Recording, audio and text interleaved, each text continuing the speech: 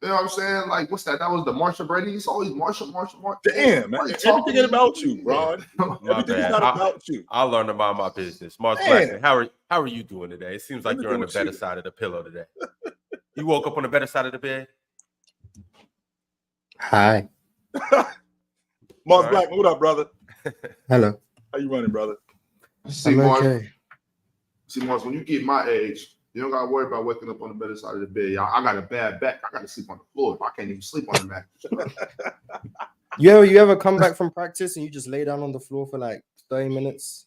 That's the best. That's the best ever. That right there is the best ever. I don't know what that floor be doing, but that's healing right there. And actually fell asleep with my coat on. I was about to say that, Chill. If I lay on the floor for 30 minutes after practice, I'm not getting up to the next morning. Shit, I'm talking about just laid out, funky, just stinking, just laid out. I fell asleep trying to figure out what happened to my shoes. My grandmother came in and took my shoes off. My coat's still on. Yeah. Mama like, man, get your stinking ass up and get in the shower. Yo, I can't move. I'm good. I'm hurting right now, Ma. Yo, right from the top, a super chat from a guy that you guys know very well, and I guess apparently he knows Ox very well too. None other than Alan L. He said L Ox hating ass goofy. Mavs in 6 and L early. Also, Kyrie Irving is very good at basketball. See, now, Eleanor, we agreeing on something right now. I'm still gonna rough you up when I see you, but you right about Kyrie Irving. I'm trying to tell you, he's the best player on that squad. Man, he carried the squad. Like Luka is a very expensive backpack. Oh my God. Is he a Gucci bag? Is that who Luka is? Luka he wanted them bags that Swiper trying to get from Ticket. Balenciaga bags. That's all he is. Like the ticket. What's the word? What's good, man? Kyrie's healthy, man. He looks good. Ticket TV in the house. What up, homeboy? That's a big difference. Look, y'all, did you see that first half of basketball? That was incredible. Like the rim was an ocean. Oh, you could not miss. Yeah, I think that's what's up, brother. What's up, Chill? I think that goes to show you, man. I think you always got to have a competent number 2 through playoff runs like this. And I think Kyrie, obviously, 22, he didn't have a competent number 1 in that series versus the Celtics. But I think other than that, I think he just looks good. I just think the Mavs defense has been really good. They really are just containing and congesting the paint as much as possible. I know we're gonna talk about Anthony Edwards here in a little bit. I don't think the moment's too big. I just think that I think the Wolves kind of reached the peak, and then now it's like a different level of basketball the further you get into the playoff. And I think Luka was incredible. That fourth quarter was crazy. Derek Lively, y'all, rookie, plus 19 off the bench in a 3-point win. Like that's crazy. The amount of energy he brings to the game defensively and on the boards, and how he continues to attack on the offensive glass. I mean, they have a really, really, really nice squad in Dallas. They look good. I disagree with just a little bit what you said. I agree with some of what he said, and I disagree with some of what he said. I think that the Wolves thought they won the championship when they beat the Nuggets. And I think that they came into game 1 thinking it's over with. No, you still got 2 more rounds you got to win. Because if you go back to that series, everybody's saying, if they win this series, they're going to win the championship. They already put them in the championship. If they win that series because the Nuggets were the defending champs. No, you got to move on. Like Ant-Man saying, Kyrie, my assignment. Is he? Because he was blowing past you, Jalen McDaniel, and everybody else that y'all had on y'all's team. And it was absolutely just it was absolutely just getting exposed. And they're going to have to make a decision, in my opinion, in this series, bro. And I think the decision they should make is that we're going to let Kyrie do whatever he want to do and stay with everybody else and focus on Luka and stay with everybody else. They got to either choose Luka or Kyrie Irving. Which one of those guys you going to take out?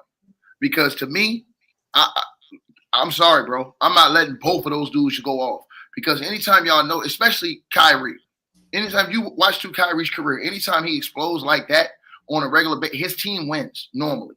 So when he doesn't play well, you got problems. But for me, with Luka Doncic, I would rather focus on him and all the rest of the other guys, because Luka's a guy who really does all the distributing and trying to get other guys involved. And I'll let Kyrie go wild this series and say, hey, beat me 4 games or beat me 3 more games by yourself, but not with the way Luka was doing them last night. Step back, pull up 3, abusing Jalen McDaniel down the stretches, getting right by him like it's nothing. Kyrie blowing by these guys, man. It's like they checked out, and especially Ant-Man is being the leader of the team. He deserved most all the blame anyways. Because how you come into a game 1 at home with no energy? How you come in game 1 at home on both sides of the ball? He wasn't doing anything. Then late in the game, you turn the ball over. The game's on the line. He had like 3 straight turnovers, dumb ass turnovers. Instead Ticket, of I ain't trying to hit, and Ticket, I ain't trying to hear that he tired shit neither. I'm not trying to hear that. I'm not trying to hear that. I'm not. No, ain't no excuse. You 22 years old. Hear that. So, and here's my thing. You talk all that shit to Joker and them. Cool. Guess what? You start out the series talking shit to Kyrie and them, and they came out swinging on your ass. They ain't let y'all come out taking control of the series because y'all was at home. These dudes thought, like I said again, this wiper, they thought because they beat the Nuggets, they won the championship. Well, guess what? Now it's going to be harder for them to win, Chill, because to me, it's going to be hard for them to win in Dallas the way Dallas have been playing in Dallas, in my opinion, bro. Well, if you look at Kyrie like that? if you look at here's the thing though, and you guys are going to disagree with me on this, but I felt like they did a good job with Kyrie in the second half. I felt like they did a real good job with him in the second half. Luka got going in the fourth quarter, particularly. He really got going, and that was because of that drop coverage that they had, and the drop coverage that they have, which is way lower than what it would be if you push them dudes away from the basket further. If you play in drop coverage where the screen starts with Luka at the 3-point line, well, Luka is 18, 19 feet away from the basket with Jaden McDaniels on his hip, as opposed to pushing that further away from the basket where now he's 22 feet away from the basket with him on his hip, and the shot clock is running. If you're going to slow down Kyrie Irving, whenever that ball comes off the glass, we got to find Kyrie Irving in transition. Whenever that ball goes through the hoop, we got to find Kyrie Irving. No questions asked. We got to find him, and the pickup point has to be higher with him. You got to keep the ball away from him, and when he does have it, do the best that you can to stay in front of him. Not to mention, if you got a team that's, to Swiper's point, if you got a team that shoots 24% like Dallas does, a long ball heavy shooting team, if you got them shooting 24% on the long ball, you should win that game. But the difference is you turn the basketball over. You don't convert on turnovers. Not only do you not convert on turnovers, you don't get on the glass. And Ticket, I can't believe that I'm about to agree with you on this. Yo, Rudy, get on the fucking glass, man. Rebound the basketball. What's all that cussing? Yeah. What's all that I'm cussing, sorry. Joe? I gotta step in. Sniper. I gotta step in sorry, right quick, Sniper, fellas. but that burnt me last night. I'm watching them going rebound. The blocking out was perfect. Sure, the blocking out was great. But after you block out, release and go get the basketball. How many times did I watch him expect somebody else to get the rebound? Rebound, man. And you heard what Draymond Green was saying. And listen, he did a couple things good last night. We gonna get right back on Rudy. We gonna get right back on Rudy. I gotta read this super chat from David Mujinaya because it's $25 American, but $33.75 Canadian. He said, what do you guys think about Draymond's breakdown on how the Dynasty Warriors would beat the Kobe-Shaq Lakers? If you haven't seen it, it's in the Telegram chat. Nah, he'll be the reason why they lost. So we ain't even won. That's thanks for the super chat, but it's really a waste of time. Draymond Green would be the reason why they lost because he wouldn't be able to guard Shaq. He'd be on the bench in foul trouble and out of the game. Him, Looney, whoever else I got over there is a big. Olga. Well, I think but I think people sometimes forget, like, those Laker teams, like, it's not that they had like premier shooting around them, but I think people just underestimated, like, when they had like Harper or Fish or Odom or whatever or Bynum, they just had so much size and versatility. And so, like, when they had Shaq at his apex, it was like Kobe extending the defense away from him, like in the shot making. I mean, even when they went down the stretch of those games, like, Kobe was just able to reach a level as a shot maker, and then they had this just great defense around both of these players. They didn't have anybody that was a negative defensively that was finishing for them. They were just a really hard team to score over. So I think, like, the whole thing with Draymond and them, like, I think they would have presented a challenge, and I think they definitely could have won that series just because of the movement alone. I just don't know how well Shaq would have worked in space. The Lakers, if they played in the Lakers series, I'm saying the Lakers. No. I'm saying which Lakers team you talking about? He's talking about with Shaq and Kobe. Yeah, that's what I'm saying. If you talking Shaq and Kobe, they ain't. Listen, here's the difference. What I think what happened in that series. The Lakers would control the tempo and the pace with Shaq and with Kobe and with the way they played in the triangle. Meaning that the game would be a lot slower. They wouldn't be able to push the pace. In the half court, the Lakers had length and athleticism on the wings and on the perimeter because you got to remember guys like B. Shaw and those guys that came in the game, those guys 6'4", 6'5" with length. So the Lakers had length, they have athleticism. Then you talking about a guy like Chilltown talked about Ron Harper. These guys are long, lengthy, and on the perimeter, they took up a lot of space. So even whatever Laker team you talking about, they would have still look. Curry would have got off and did what he do. Okay, cool. We ain't gonna take that away from you. The Lakers would have been able to take away Klay Thompson with Kobe Bryant. Nobody on that team is taking away Shaq. Fox. Shaq is annihilating everything on that front line. So once we get to Shaq, then it's over. Then you talk about the shooting. Guess what the Lakers had? They didn't shoot a lot of threes, but they made the threes, and they had the guys who could make them in the biggest moments. B. Shaw, Robert Horry. These dudes was big-time clutch three-point shooters. Derek Fisher. All these dudes were big-time clutch three-point shooters for the Lakers. So when it was on the line, and you can go back and look in the proof in different series. You can go back and look in the Portland series. Chilltown, vividly remember. We can go back to that first championship run. In game, whatever it was, 7. Up, down 16 in the fourth quarter. They all was making timely shots down the stretch of that game. Same thing with the Sacramento Kings. Bob remembers when they went to Sacramento in Game 7, and Kobe and Shaq doubled up and won that huge game on the road in Game 7 when Stojakovic missed the big threes. And think about this. The Kings, they played similar to the Golden State Warriors in a way. That Kings team with C. Webb in them, with all the movement, with all those guys like Bobby Jackson, Mike Bibby. These dudes were they took them down the stretch too. But the Warriors are obviously better than those Kings teams though. Are they? I don't know, yes, man. I'm not respect you. Respect you. I don't know, bro. My dog. Bro, Mike Well, Bibby. you don't gotta respect me. You respect that. No. But they're not the Warriors. They're not the Warriors. Okay, they're not the Warriors. that's fine. Yeah. What I'm saying is, I don't even really think this is much of a conversation. Like Me neither. Like the Lakers are tearing that squad up, but. All right, I see everybody over the age of 38 right now is agreeing. Anybody under the age of 38 have a different opinion? I'm not over 38. Mars, this is on you, Mars. Huh? Oh, Hold on. Are you talking about the Steph KD Warriors, or are you talking about Mars, the turn Taylor Swift off and KD. tap in. Lock in. Bro, hold on. He's saying the Steph I've KD actually got Warriors. some Adele playing right now. It's not Taylor Swift. Hold on, Mars. Let me ask Ron. Is he talking about the Steph KD Warriors, or he talking about the Warriors before Steph KD? Well, he said Andrew Bogut, and Bogut wasn't on the KD. Yeah, that was before KD. That's Yeah, what so I'm asking. assuming he's talking about the 2016. So that 16 Warriors team, no. They really ain't got They no don't have. They don't got a shot. But they No. don't got a shot. Mm-mm. The only like the KD Warriors, they got a chance, but I don't think Because Draymond's logic of he's playing behind whoever's fronting him and Draymond's playing behind Shaq. Are you kidding me? That's so not going to work. Not only is that not going to work, even if you do double him, Shaq was so good at passing out of the double team, and guys like Derek Fisher knocking down open shots. Like Ticket just brought up in that Game 7. Well, what they ended up doing was they ended up going away from what they were. Everybody was just so concerned with Shaq playing his game. Brian Shaw was like, all right, I got to get involved in the game. I got to start playing my game, knocking down open shots. Robert Horry, I got to start playing my game. Kobe, I got to start playing my game. Stop worrying about just Shaq. And once them dudes stopped worrying about Shaq and started playing their game, in addition to Shaq playing his game, forget it. You dudes don't have a shot.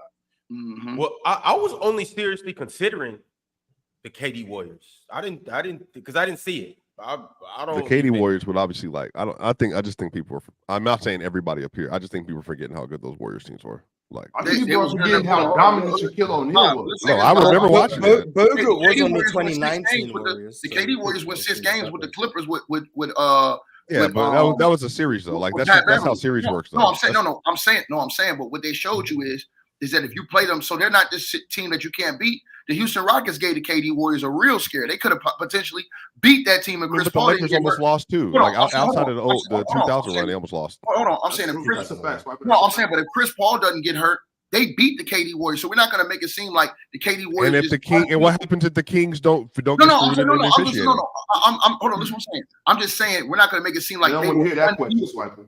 they were beatable. Yes, they do. They're going to ignore that one, Swiper. And Swiper, you underestimate. Hey, what'd you say, Chill? Chill. I like this energy that you cussing today. Number one. Number two. Don't let what happened on Tuesday infect this conversation. Because I saw what happened and I saw what you did. What happened? Monday. That was Tuesday. No, that was Tuesday. I wasn't here. No. I wasn't here. Something happened on Monday too. I'm not bringing it up. You can talk about. You can talk I about. know what I'm talking about too. That's why he's Kiss smiling. my ass. You could talk about officiating all you want. Ultimately, Vlade Divac told us if we have home court advantage, we beating these dudes. Nah, He said man, that. I'm not trying to I'm hear not that. trying I to hear get that. it. I'm not. No, This chill. rebel was not with the Chill. drama. You know I'm not trying to hear what that. I don't like This about rebel what I wasn't don't with like the about your drama. basketball No, I'm analysis good, man. is you have a lot of great qualities too. There's two things. There's two things I've heard you talk about. You don't like acknowledging how officiating plays a part in the game. That's number one, which is fine. It's a tertiary point. Yes, I do. And then the second one is players have their own perspective on the game. Like the other day, I told you Aaron Gordon and them said they felt like they were exhausted all year because of the run. I'm not saying that's an excuse. They just added that to the conversation. This is why we felt the way that we felt. This is why we ran out of energy down the stretch, even though you should have done it. Vlade's right. They should have won. But if we're going to sit here and act like they didn't get hosed in that game 7, you saw it. I was a child and I saw it. Okay, I was a child. Okay, you can argue the officiating in game 6. In game 7, no, they did not. They did not get hosed in game 7 with officiating. No, they did not. Do you remember? If you want to talk honestly about it, let's talk about their best player in Chris Webber completely disappearing. Talk about Stojakovic with a chance to win the game. Chilltown wide open in shot an air ball. Chilltown, the best 3-point shooter in the league at that time, wide open. Chilltown, dead to right, missed a 3 to win the game.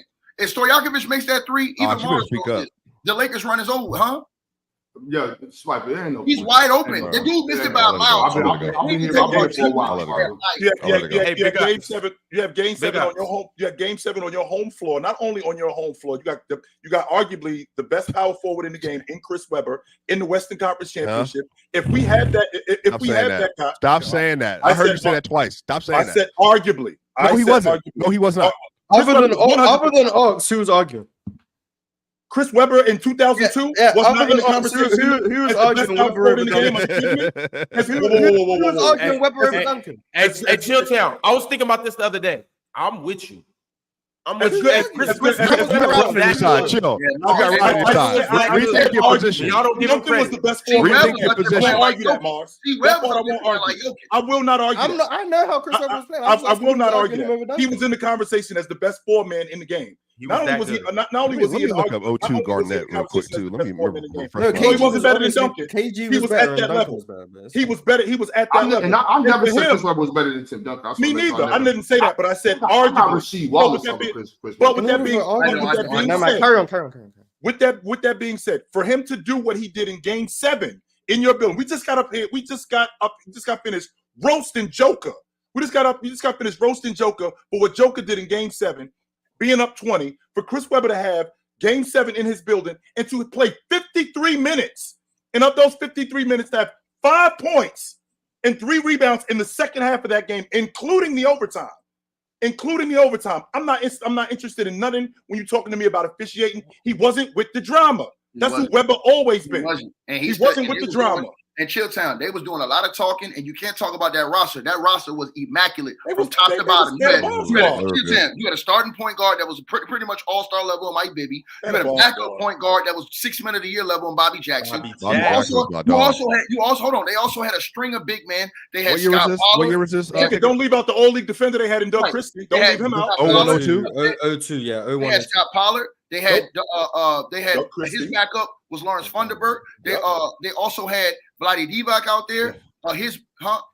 They had good backup big men. Then the wing position. Bro, wait, hold on. Ticket. That Mike Bibby, Doug Christie, Vlade Divac, Hedo Turkoglu, Chris Webber lineup that year was a plus 24 per 100 possessions. They were blowing people. They were blowing people. We got robbed. We got cheated. Can we move on? It's simple. There's FBI files on this. The FBI had to investigate this. It was so egregious, so obvious. I wasn't even trying to get involved with this. I'm trying to let it go. It's over with. Like, we clearly got cheated, bro. That's it. Can we move on, please? I don't want to relive this. But wait, Ron, you put up that poll, Ron, and I think it's disgraceful that it's that close. Being how dominant Kobe and Shaq were, they went to a playoffs without almost losing the game. It's a lot of kids in the chat. You're talking about running through the Spurs with Tim Duncan and their primes. Him, Tony, Manu. The Lakers ran through them, washed them up. They ran through everybody. The only game they lost that series was that one game to Philly, and Mars and Chilltown will tell you that was because the Lakers had 10 days off because they had swept everybody else. That was one of the greatest teams to ever play history in basketball in the NBA playoffs.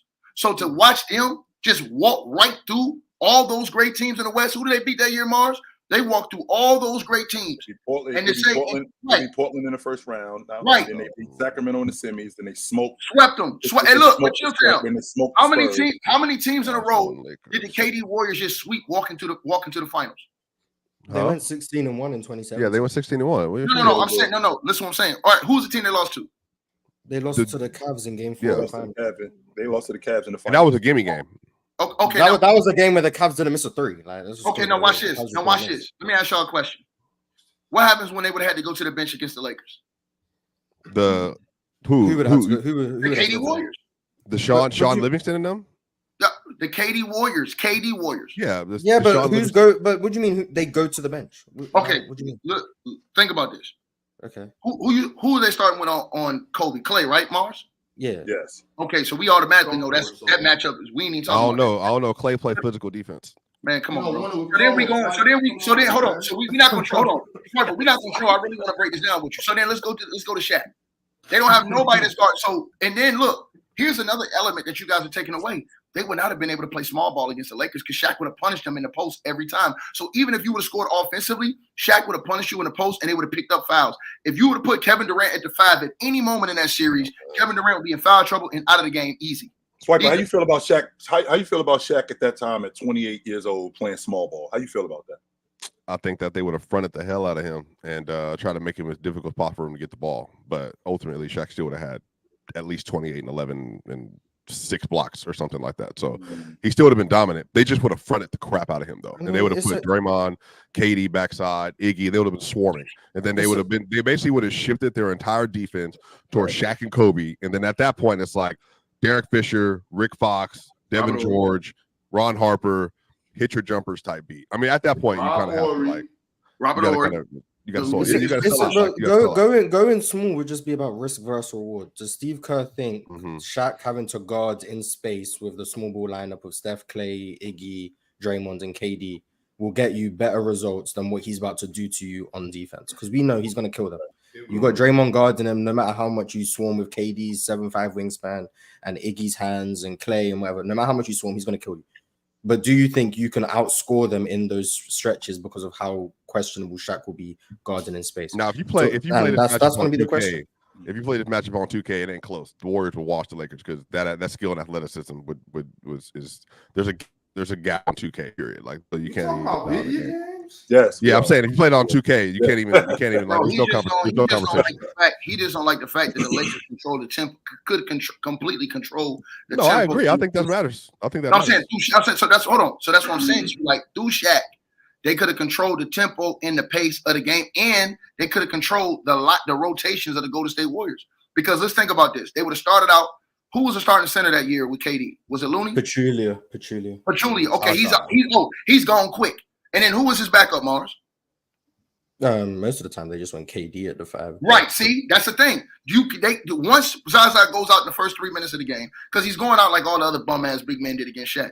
Now you can't play KD against him. You got to play Draymond. So now guess what that does, Chilltown?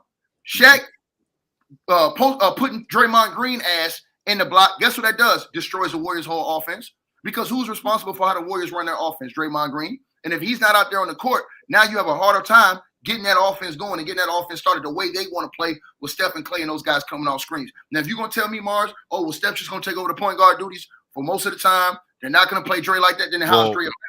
To be fair, DeMarcus Cousins was on that 2019-18 roster, so that would have been the one that would have been playing. Well, that's what I said. Which which Warriors team were we using? 17. I thought he was talking about the 15-16 team. He was because he said Bogut, but then we understand that if we're going peak for peak, though, then we're going 2018-19. That Warriors team was the most talented team ever. Like, Draymond trying to do it without KD. He's trying to prove. I figured. That's why he said Bogut's name. I was like, oh, okay, he's talking about that team. Draymond's such an asshole that he's going to try to keep KD off of it, and that's the only way they have a chance. But Boogie that first year back ticket, he wasn't the same. He played great.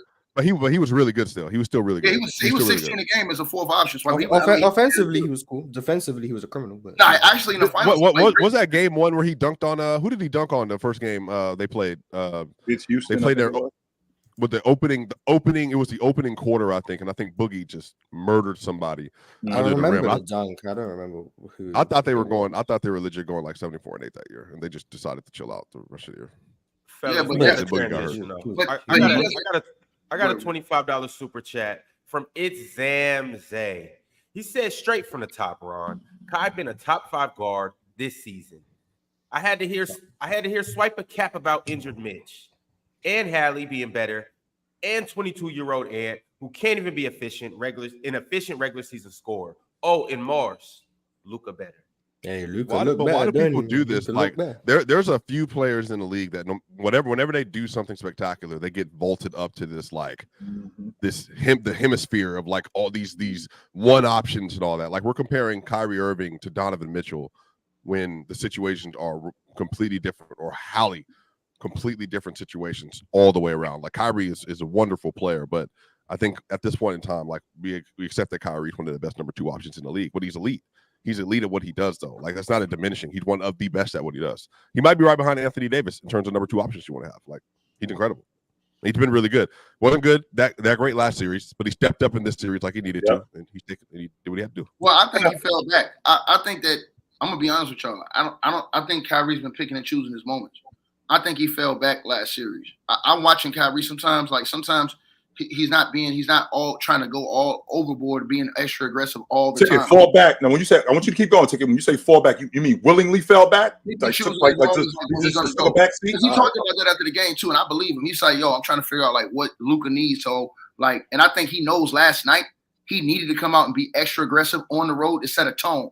Kyrie's the only guy over there with championship experience, if I'm not mistaken, as far as on the court on the team. So he knows what it's going to take to get to that level. So he knew last night, okay, these guys coming in off that Nugget series, they're going to come in. He thought they was probably going to come in feeling away. So he like, look, I got to put this fire out early. You know what I'm saying? And then Luka, you preserve your energy. You come with it late. So it seems like they both like planned it out. Like, okay, look, Kyrie, we're going to ride with you in the first half. And then Luka just took it over. And that shows you how big of a deal it is to have a healthy number 2 option. Well, Jamal Murray been bailing out Jokic all year long down the stretch in the second half. No, but I mean, Jamal Murray. But I'm saying Jamal Murray clearly is hampered. I think he would have done something. Hold on. You're right about that. I do agree with you when you said that. But he did still bail out Jokic a lot. That's cool. But I'm saying Jamal ultimately he averaged 18, 4, and 4 in that series. I think he's a lot better than that. He's a lot better. I'm gonna say it to you, my brother. Bro. We were in here saying Jamal Murray is him against the Lakers when he was smoking them dudes out Chilltown and walking them down in the second half of those games. He averaged 23 points on 46 shooting. Listen what I'm saying, bro. I just gave you. Hold on. I just gave. Yeah, but he also wasn't healthy in that series. But I just gave you the first half, second half analogy of what I was saying. All I was saying is this, bro. In that first series against the Lakers, Jokic was doing it in the first half of the game. Right. And Jamal Murray stepped up in the second half. I think Jokic actually led them in fourth quarter scoring, though, Ticket. I'm just saying to you, hold on. I'm saying to you, we saw this. We watched Murray in the second half come with the blicky. In multiple games in that series, he put the Lakers away in the second half. Jokic was balling so Jokic had the second guy. Then this past series, okay, Murray didn't have it for most of the series. He was locked up. We ain't gonna give him no injury excuses. Okay, cool, no problem. In the last game, he brought it from the beginning to the end, right? No. And then the last game he did. I think got worn out. I think got worn out by third. But with that being, keep going, Ticket, because I want to expand on this. But keep going. At the beginning of the game, in the last game of that series, in Game 7, Jamal Murray was on one. Jokic is the one who didn't close. These are the facts. Jamal Murray. What game are you talking about? You talking about Game 7, Chill? Yeah. Jokic had 15 points in the fourth quarter. How didn't he close? No. Hold on. I'm gonna tell you how you trick yourself when you say that. Me?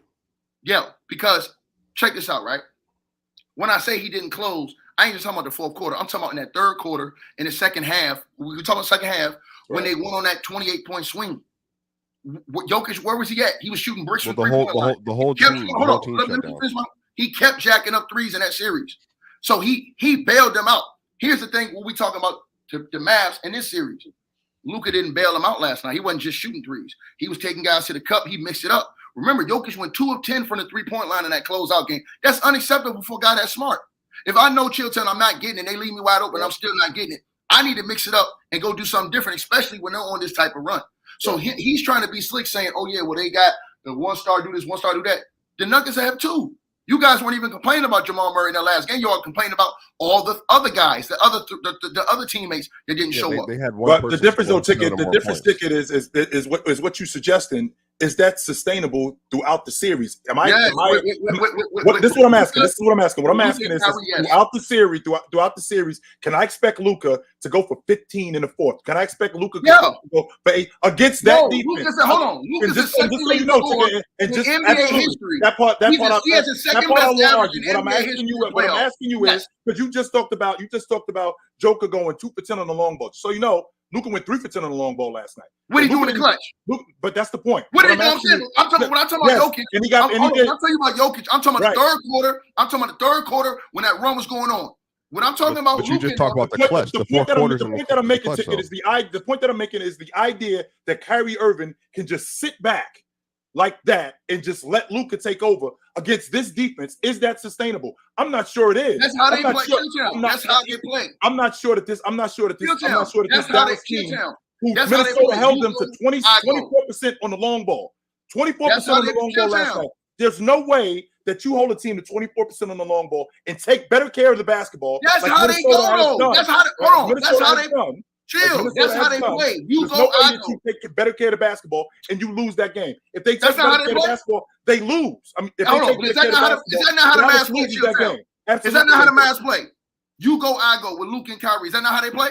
But that's not sustainable against this team. I don't think so. They just beat them in game 1. They did last night. I don't think that's sustainable against this team. I don't. Prove it to me. Show it to me. Absolutely. Because Kyrie absolutely got slowed down last night. But he showed you all strength. Hold on. Did Kyrie get slowed down or did he slow down? No, I think he got slowed down last night. I think that they did a good job. How many shots Kyrie took in the second half? There's no way. There's no way. Actually, he has 6.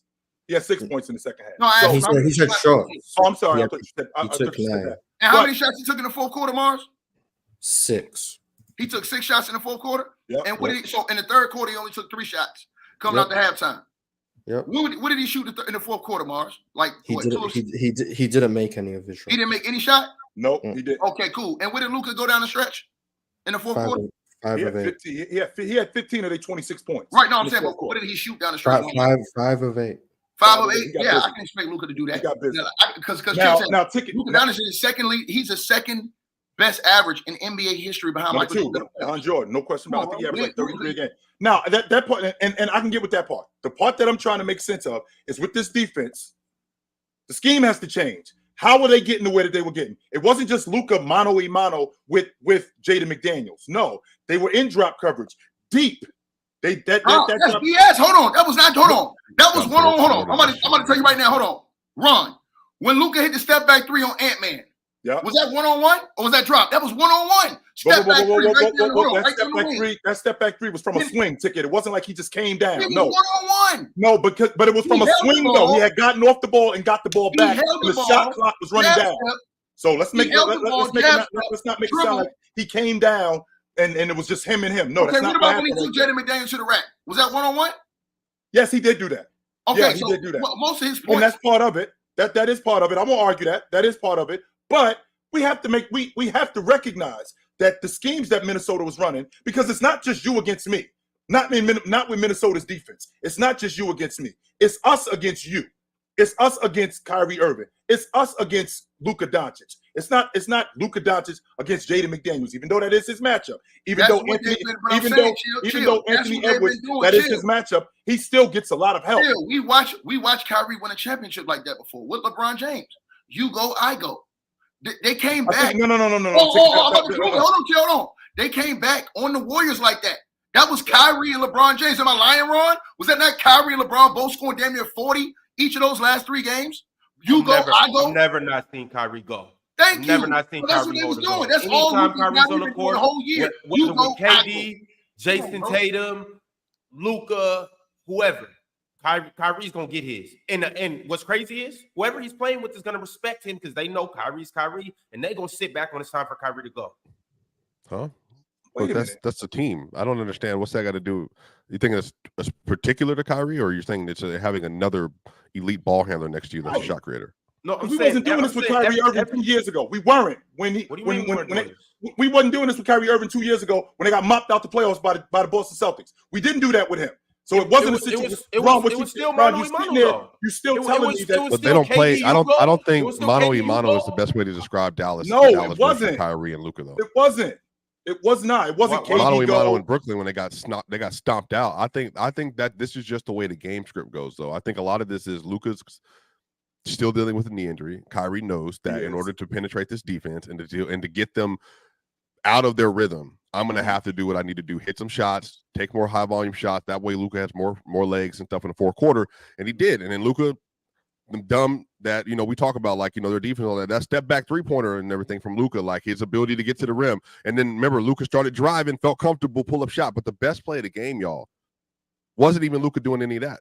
It was Luka playing rim defense on that lob to Rudy Gobert. Yeah, he did do that. Yes. That was huge. Did. Yes, he did. did. And that put him up yes, 4 right after that. Like Luka being able to present effort on defense, it's allowing for them to be what they are right now. And Luka deserves all the credit for that. The same way that we credit Anthony Edwards for the 6-24 game, I think Luka offensively and defensively did what he needed to do in the fourth quarter. He was really good. Absolutely. But Chip say that though, Swiper, he disingenuous, bro. And that's why I call him haters. And I say y'all be hating on me because that's just hate. If you're gonna sit up here and say that Luka and Kyrie, we watched these two all season long. This is how they've been playing. You go, I go. You go, I go. You go, I go. And now they've actually got it to now where they're finishing better together because they're not stepping on each other's toes or worried about, hey, man, should I go or should you go? Now they just like, okay, they got it figured out now. So to me, they can win like that. They can sustain that because they've been doing it. They've been doing it, bro. So why would they stop now? Who you think somebody gonna stop Luka? The man averaged damn near with 35 points a game in the playoffs. You think somebody gonna stop him? You think somebody gonna stop him? He's not been as good this playoff run in totality. What is he average? He's still averaging 30 though, right? I think he averaged 30 but that's not for his career. 32. No, but he's still averaging 30 in the Western Conference Finals with defense keying on him. So it's game one. Sure, it's game one. He got busy. He got busy last night. No, sure. okay, well, hold on. In the whole playoff, busy last night. No, he has not. He has not been averaging 30 a game for the playoffs. He's averaging 28. Yeah, he's averaging 27.7 on 54 true shooting. So it's dropped. He's not being super efficient right now to score. But he doesn't have to be. Hold on. He's winning though. That's the most important thing. No, but we're not doing that. You just brought up his scoring and everything. I'm saying to you, no, I'm winning his impact. I know, but you're doing this with Luke. Swipe a ticket. I want to hear from Mars and Ox. I haven't heard from you guys yet about this series. Mars, I'm gonna start with you. Tell me what you've seen in game 1, Wolves versus the Mavericks.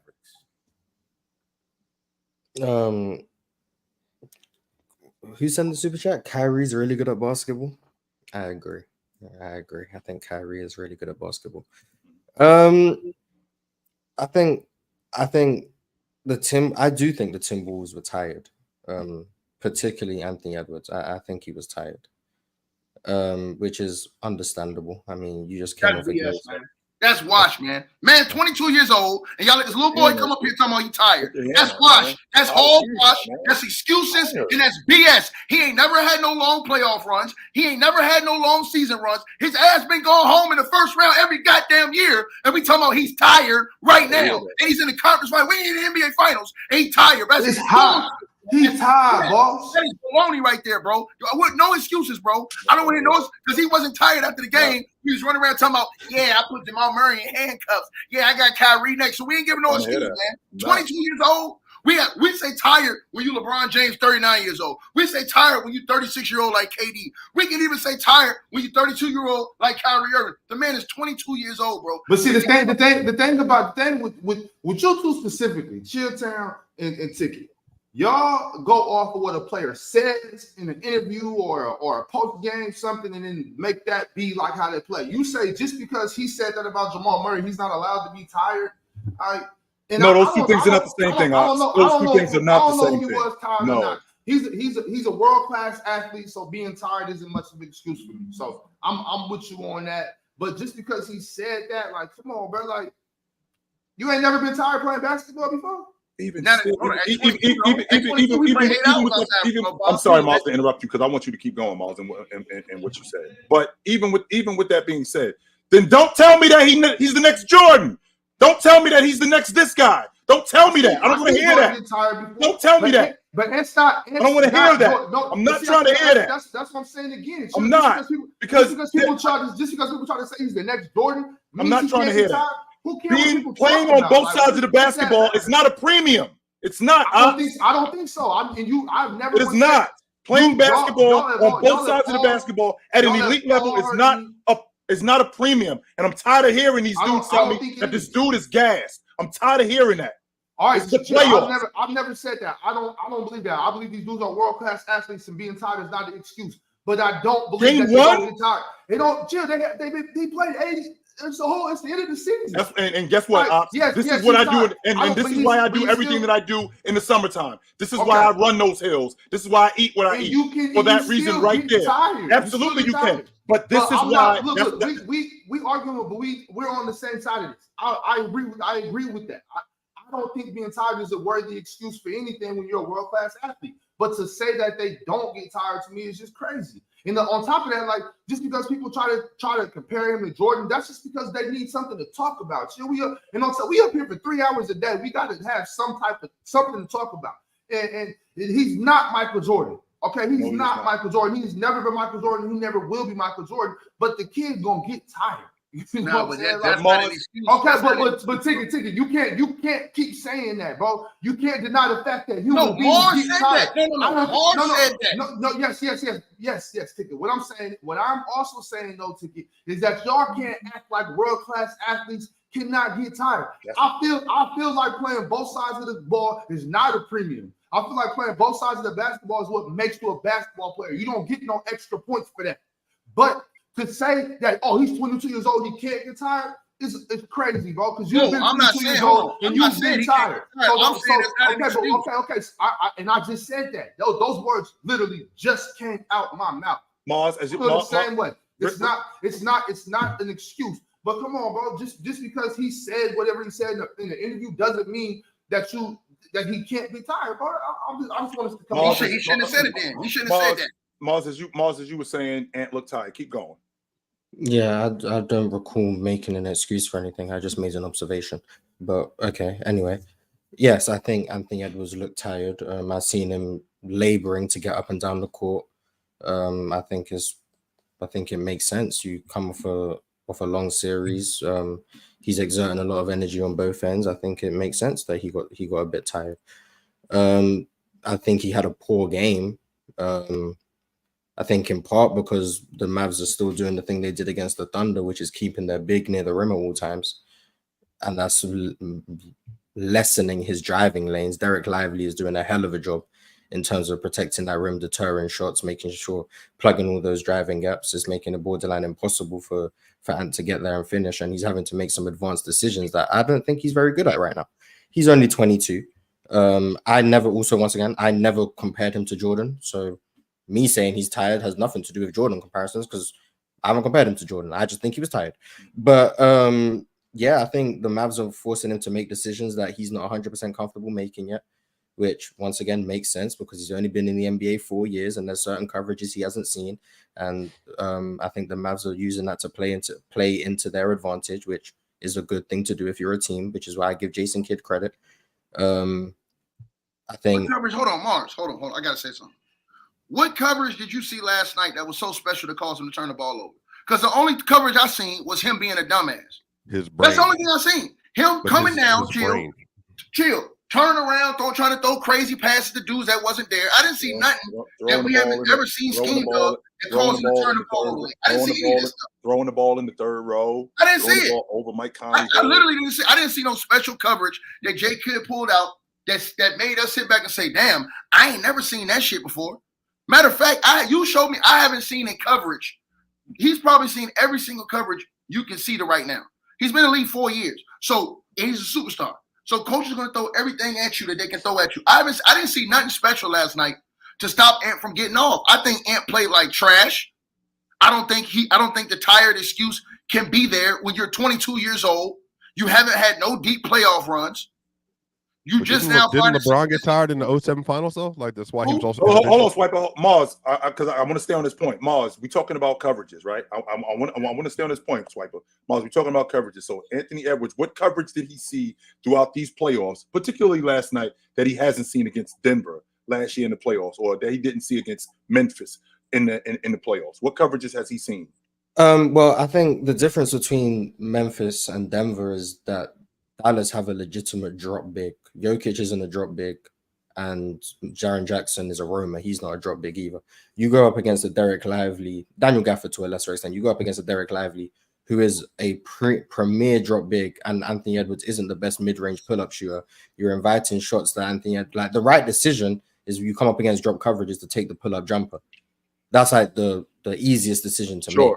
When you go up against an elite drop big like Derek Lively is, which is amazing because he's a rookie and 20 years old and he's already that good in the drop. Anthony Edwards is being forced into shots that Dallas want him to take, which is those pull-up jumpers, particularly in the mid-range, but off the three as well. They'll live with it.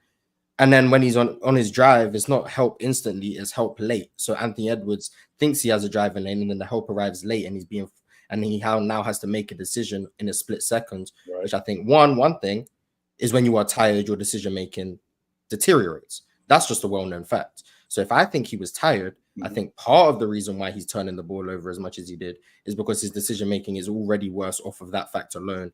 On top of the late help they're sending on his drives, on top of the length that they're surrounding him with, and it's making him make decisions that he's not entirely comfortable making on a consistent basis. I think he did an okay job, but I think there's going to be possessions where he messes it up, which is the consequence of having a young guard. It's the same reason I think when Mike Conley missed that game in the Denver series, I can't remember what game it was.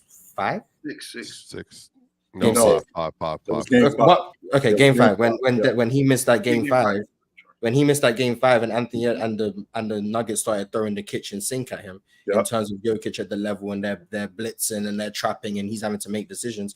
Anthony Edwards struggled. It's not because he's a bad player. It's because there's some things that he's not used to seeing, and he can crack it sometimes, but on a consistent basis, only the best of the best playmakers are able to crack that type of defense consistently over the course of a game, especially when you haven't been able to go over the film to adjust to it, which I think he will in game 2. We'll see how he looks in game 2 when he's actually seen, okay, this is what's open when they do this, or this is what's open when they do this. He still has to recognize that. And that's one thing that I think people neglect, especially people who don't play basketball, kind of like myself and anyone else in the chat, that these guys are having to make these decisions in split seconds. They're having to process everything that's coming at them in an instant. And I don't think Anthony Edwards has that processing speed right now. And I think that's fine that he doesn't, but I think it plays into Dallas's hands with the coverages they're throwing at him. And then alongside the fact that they still are ignoring Rudy on offense. Right like, now, they're ignoring him. So it makes it harder for him. Because I want to stay here too, Mars. I want to stay right here too, because you talked about the coverages that he's been seeing. So throughout the course of the basketball season, throughout the course of the 82-game season, I know the playoffs are different because all we have to do is focus solely on you. I'm confident that Anthony Edwards has seen drop bigs, and he's actually been pretty good against them throughout the course of the season. I'm sure that he's seen other drop bigs like Anthony Davis, like Bam Adebayo. He's seen other drop bigs who can recover. 100% Bam is a drop big. No, he can play drop, but he's not a drop big. A drop big is Brook Lopez. I was thinking about Brook Lopez too. Yeah, I was also thinking about him. But the point I'm making, Mars, is that he's seen other drop bigs in the league, and he's adjusted to that on the fly. Now, I think it's a little bit different in the playoffs, sure, but I don't want to excuse him by him not being able to see these kind of coverages, because this isn't the first time he's seen this and had to adjust to it. Scout for that in practice, Chilltown. When they watch the tape before the series starts, they're talking about that in game film. See, now this is why I'm gonna eat them and destroy Mars' ass, and I'm gonna get Swiper 2. I'm gonna kill 2 birds with 1 stone. When you coming into the series, they're scheming and game planning for this. I spoke on that's how hold on. You said something. I'm gonna get your ass on in just a second because I heard what you said. I'm gonna cook your ass right now. So when Mars said that, that's baloney, because coming into the series, Chilltown, when you're scouting the Dallas Mavericks, you're scouting these things about their team. So he knows the certain tendencies of guys and how they like to play. So yes, they have drop bigs who like to sit back, protect the rim. He knows that with Gafford. He knows that with Derek Lively. So that's no excuse. And then this man talking about some, when we talking about tired, he talking about some, what about LeBron James? I'm saying, well, guess what? I heard when you said that, Swipe, and I'm going to cook your ass on that real quick.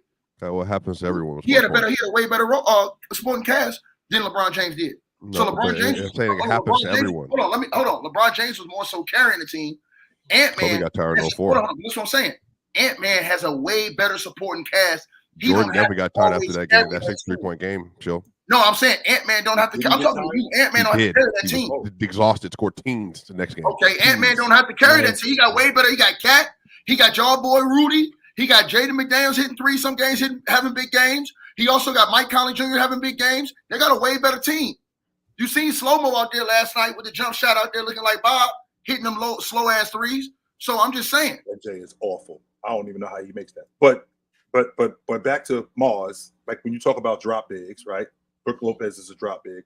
I'm just thinking from a scheme aspect, I don't think this is something that Anthony Edwards hasn't seen consistently. They know how Anthony Edwards likes. They know how Anthony Edwards likes to attack. They know that he likes to attack going right. They know that he likes to attack in the middle of the floor. They know that he's better in the mid-range attacking 15, 17 feet as opposed to him attacking 27, 28 feet. They know that. So the coverages that he sees now, don't get me wrong, Mars. I can appreciate your logic of him being 22 and being able to process things at 22 differently than at 25 because I have more experience at it. But the idea that he hasn't seen this and hasn't been successful at it against other teams, I don't think that's true. Well, I never said he hasn't been successful. Like I said, he's a great player. He's going to adjust. But once again, and I don't know why people are just using the word excuse every time I say something. Me trying to explain why I think something is happening is not me excusing that it's happening. So Anthony Edwards did not have a good game. Me giving reasons as to why I think he didn't have a good game is not saying it's okay for him to have a bad game. I think Anthony Edwards played poorly. I'm simply with our job. Well, my job here is to talk about the game and what I see and what I think is going to happen going forward and what I think adjustments are going to be made. If me doing that is going to be called an excuse every time I do so, I might as well not talk. Because if every time I try and explain something is happening, it's just going to be like, well, that's not an excuse. That's not an excuse. What are we here for if we can't talk about why? I'm just calling you out on the bullshit you were saying. The reason why I said that is because wasn't an excuse when Ant-Man was hitting them threes late in the game last night. But it's all bullshit. It's all hold on. Y'all trying to talk about like it's really it's not that deep, bro. It's not that deep. The coverage, all that. None of it was that deep. It was simply Anthony Edwards settling for stupid threes. He out here thinking Steph Curry. Y'all talking about how he was attacking. He wasn't hardly attacking. There was times he was supposed to be attacking. He wants to shoot, like I said, he think he's Steph Curry or something. I don't know. If one of y'all know how many threes he shot last night? I want to say 8. I want to say it was at least 8. I'll check. It felt like 20. He shot 12. He shot 12. Mars, he shot 12. Anthony Edwards is not a 12 long ball shooter. So that's what I'm saying. So maybe. But that's a product of drop coverage. Well, to be fair, he also might be over-relying on it. My thing, Mars, when I was taught is if you see a big backing up like that, especially if you're not much of a shooter, you're supposed to attack. You know what I'm saying? Yeah, use that as momentum. Yeah. You got him backpedaling. It's really simple to make in and out cross, whatever move you got. I don't know what's in his bag. Whatever move you got, use that when a big is backpedaling. Especially if a big is backpedaling, you're supposed to attack him, right? Instead, he's pulling up threes like Steph. That's to me, and so that goes to Martin's point also. To me, what does that show? Fatigue. We saw LeBron do that last year too. You know what I'm saying? In the deep playoff run where he just started firing up threes, clanking the backboard and stuff like that. So that Mars, what did he shoot from 3 in the fourth quarter? Last night he was 5 of 12 from the 3. That's not bad. I think he was 2 or 4 in the fourth. He shot the 3 fine. Right. So I'm telling you. And he was shooting them while he was tired. So that's what I'm saying. There was no excuses because he was hitting them shits when he was tired. That's a mix of him hitting 40% of his threes in the playoffs so far on a high volume. So I think he's over. He shot the 3 well in the playoffs. I never excused anything. In fact, all 4 of his shots in the fourth were long balls. Like he didn't get to the what I explained was why he wasn't getting. I think he wasn't getting downhill. What Mars' logic made sense. Because as a basketball player, when you get tired, you make mistakes. All I'm saying is that I don't think that can ever be used if he's actually hitting big shots down the stretch of the game too and making big plays. No, but Ticket, when you never got tired at even I played college football. If they ran a run and shoot offense in the third quarter and I'm on the 12th play, I'm gassed and I'm in pristine shape. I'm gassed by that point. So it just happens sometimes when you get to that point. I don't think that's an excuse, but I think there's just things that that they get you to that point when you do get tired. As you said, Ticket, he's 22 years old. He don't know what he don't know. He's just doing whatever he feel like he should do. And it's the same thing for any great player. You have to get to a point where you reach your limitations and then you exceed your limitations. But that takes years to do that. Hold on. So you started out the stream saying that. You said the limit. So you felt like last series was their limit? Yes, 1,000%. That's why he sucked. So let me ask you this then. How do you feel like that's their limit if you felt like the Nuggets were a championship team? Whose limit? Are you talking who you asking questions? Minnesota. You said, hold on. You said that you felt like that the team reached their limit last series. Anthony. Okay, so Anthony. Okay, so if he reached his limit, his understanding of what he's supposed to do at this okay, moment. Okay. He's never been further than this. All right, I ain't gonna argue that. I got you. I thought you were talking about something else. I'm about to say because you would have said before then that the Nuggets were a better team than the Mavs. That's what I was gonna say. Their limit should have been higher than that, but that's okay. I got you. So Mars, if we're staying here with Anthony Edwards, who turned the basketball over a bunch of different times, and not just him, it was a bunch of turnovers last night that were terrible. Because I want to get back to your assessment because I don't think you were done. I think that you still wanted to go on. If I'm on Minnesota, what can we do different that we didn't do last night? Because I feel like, and I'm gonna let you answer this question. I feel like if we take better care of the basketball, we win the game.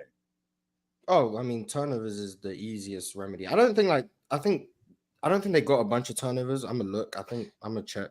They didn't turn the basketball over a lot. They got 10, but the ones they got were kind of like at bad times. 5 of them was in the fourth quarter. Yeah, it's bad times to get turnovers. Also, shout out to Naz Reid before we move. Naz Reid played great. I think yes, he did. Great. But Naz Reid. He's still a rotation player, Ticket. Knock it off. He's still a rotation player. Knock it off. Stop talking about this dude. He should be playing 35 minutes a night. He's 20 and 10. He's not. Naz Reid. You are the dirtiest player in the game. Actually, you are, Ticket. You're the dirtiest player in the game. Everything you say I'm going to go against kind of make him look crazy. So now he want to continue. He know it wrong. He knows what he does. That's why he didn't talk all that shit after the last game. Like, yeah, you know. Jokic, by the way.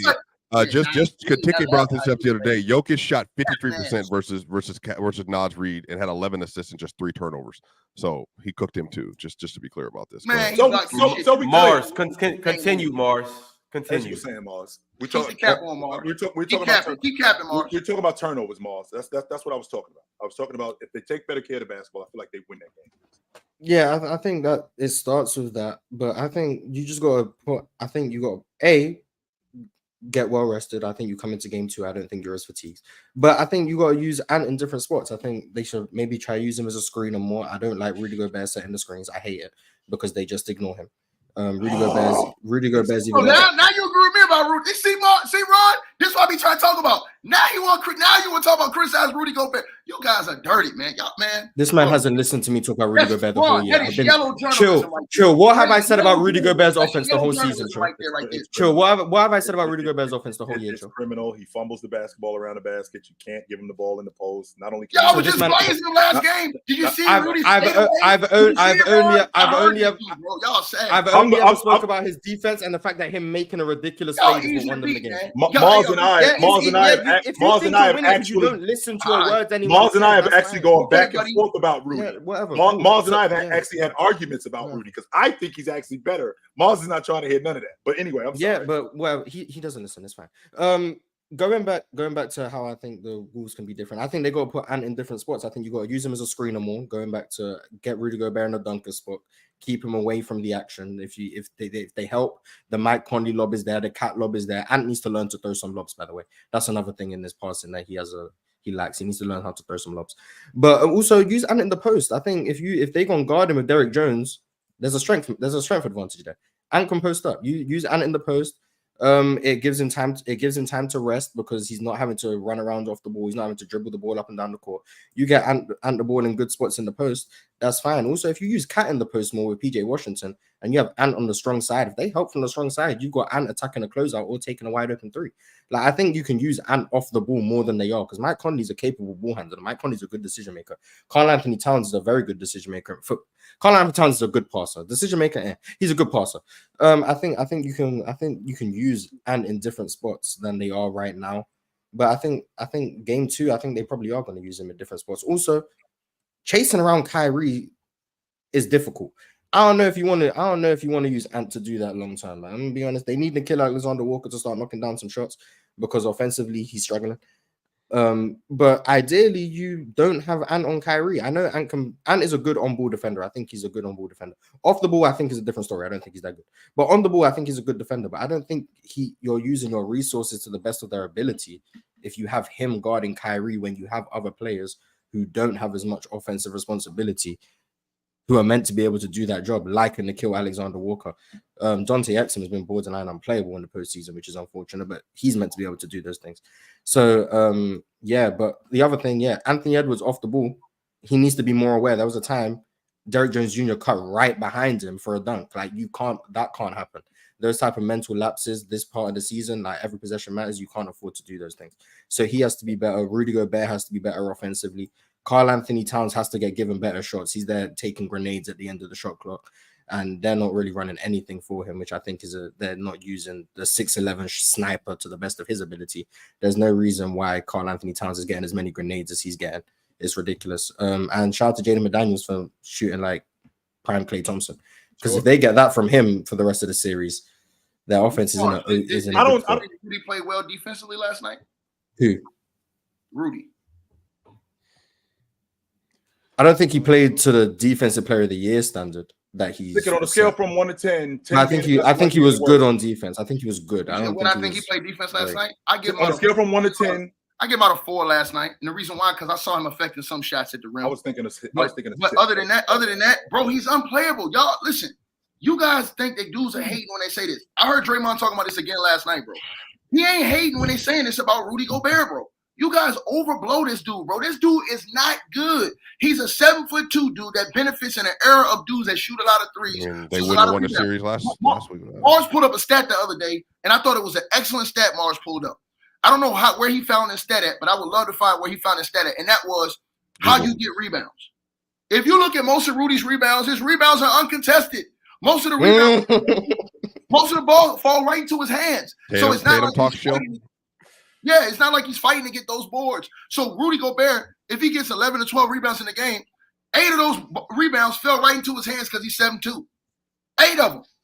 So let's just be honest about that assessment. It ain't like he out here doing some ultimate warrior type stuff, going and snatching all these rebounds like Ben Wallace, affecting the game defensively. He's a menace out there on the defensive end. I don't see, even with Draymond Green, I see more effort. I see more intangibles and different things from him than I've ever seen from Rudy Gobert. And you can go to every other defensive player, bro. When I see them, defensive player of the year, they have their imprints and fingerprints all over the game. Rudy's the only guy you got to take, hide him from people. The difference, but the difference of what you're saying, though, Ticket, is Rudy is one of those players where when he's on, he's kind of like a streaky shooter. He's kind of like a streaky scorer. When he's on, you can match him up with the best defensive players ever. No, man, that's true, bro. It is 100%. Hold on. When he's not protecting the rim, when he's not rebounding, he looks real average. I beg to ask you. But with that being said, we have to take into consideration how he plays defense. We have to take into consideration. When? I've watched him throughout the course of the season. I'm asking you. When have y'all seen Rudy Gobert look like a defensive player of the year? When? Last series, Game 7, the whole second half. Last series, not just last series. When they played against Oklahoma City, second half. The job that he did against Oklahoma City throughout the course of the season, the job that he did when he played against the Lakers. Ticket, I think you just looking at him as just one of these like Olajuwon. They play the Celtics, you'll definitely see it there. He's not that good in terms of what Olajuwon does. He's not that good in terms of what those guys do. So he got 4 defensive player of the year awards. So what, Ticket? So what? There's guys who led the league in scoring who aren't as good as other scorers. Do you think Dikembe deserved all 4 of his over everybody else? Are you kidding me? Over Scottie Pippen? Yeah, because that year, the last year he won it. Should have won it, but he got hurt. So that's why he didn't win it. The dude they traded for, Theo Rattler, should have won it that year, but he got hurt. But yes, Dikembe, and not only that, Dikembe Mutombo's impact and his numbers and his production all lined up with him winning those defensive player of the year awards. And that's the same thing. Hold on, chill. Same thing with Ben Wallace. Same thing with Dwight Howard. Same thing with Kawhi Leonard. You felt the impact. I don't feel no goddamn impact from Rudy Gobert, bro.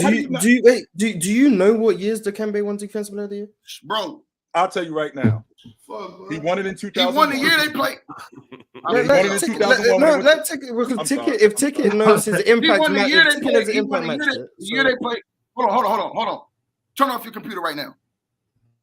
Okay, Mars, We'd be Do you know what year he won? you want me to leave? You want me to leave the stream? Yeah, I know you don't know what year he Well, won. go ahead, You don't know what Ticket. year he Go won ahead, on the Ticket. computer. Like, does he want me to leave the stream? I don't. How am I to turn on my computer and still be here? So Ticket, he won it.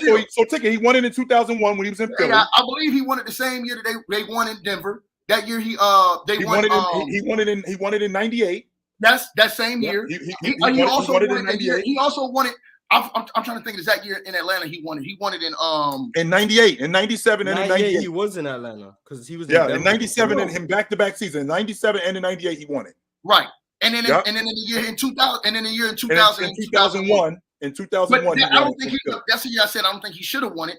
But I think Theo Ratliff should have won it, but Theo Ratliff got hurt. And they traded Theo Ratliff and got Dikembe. Theo Ratliff would have won the Defensive Player of the Year award if he didn't get hurt that year.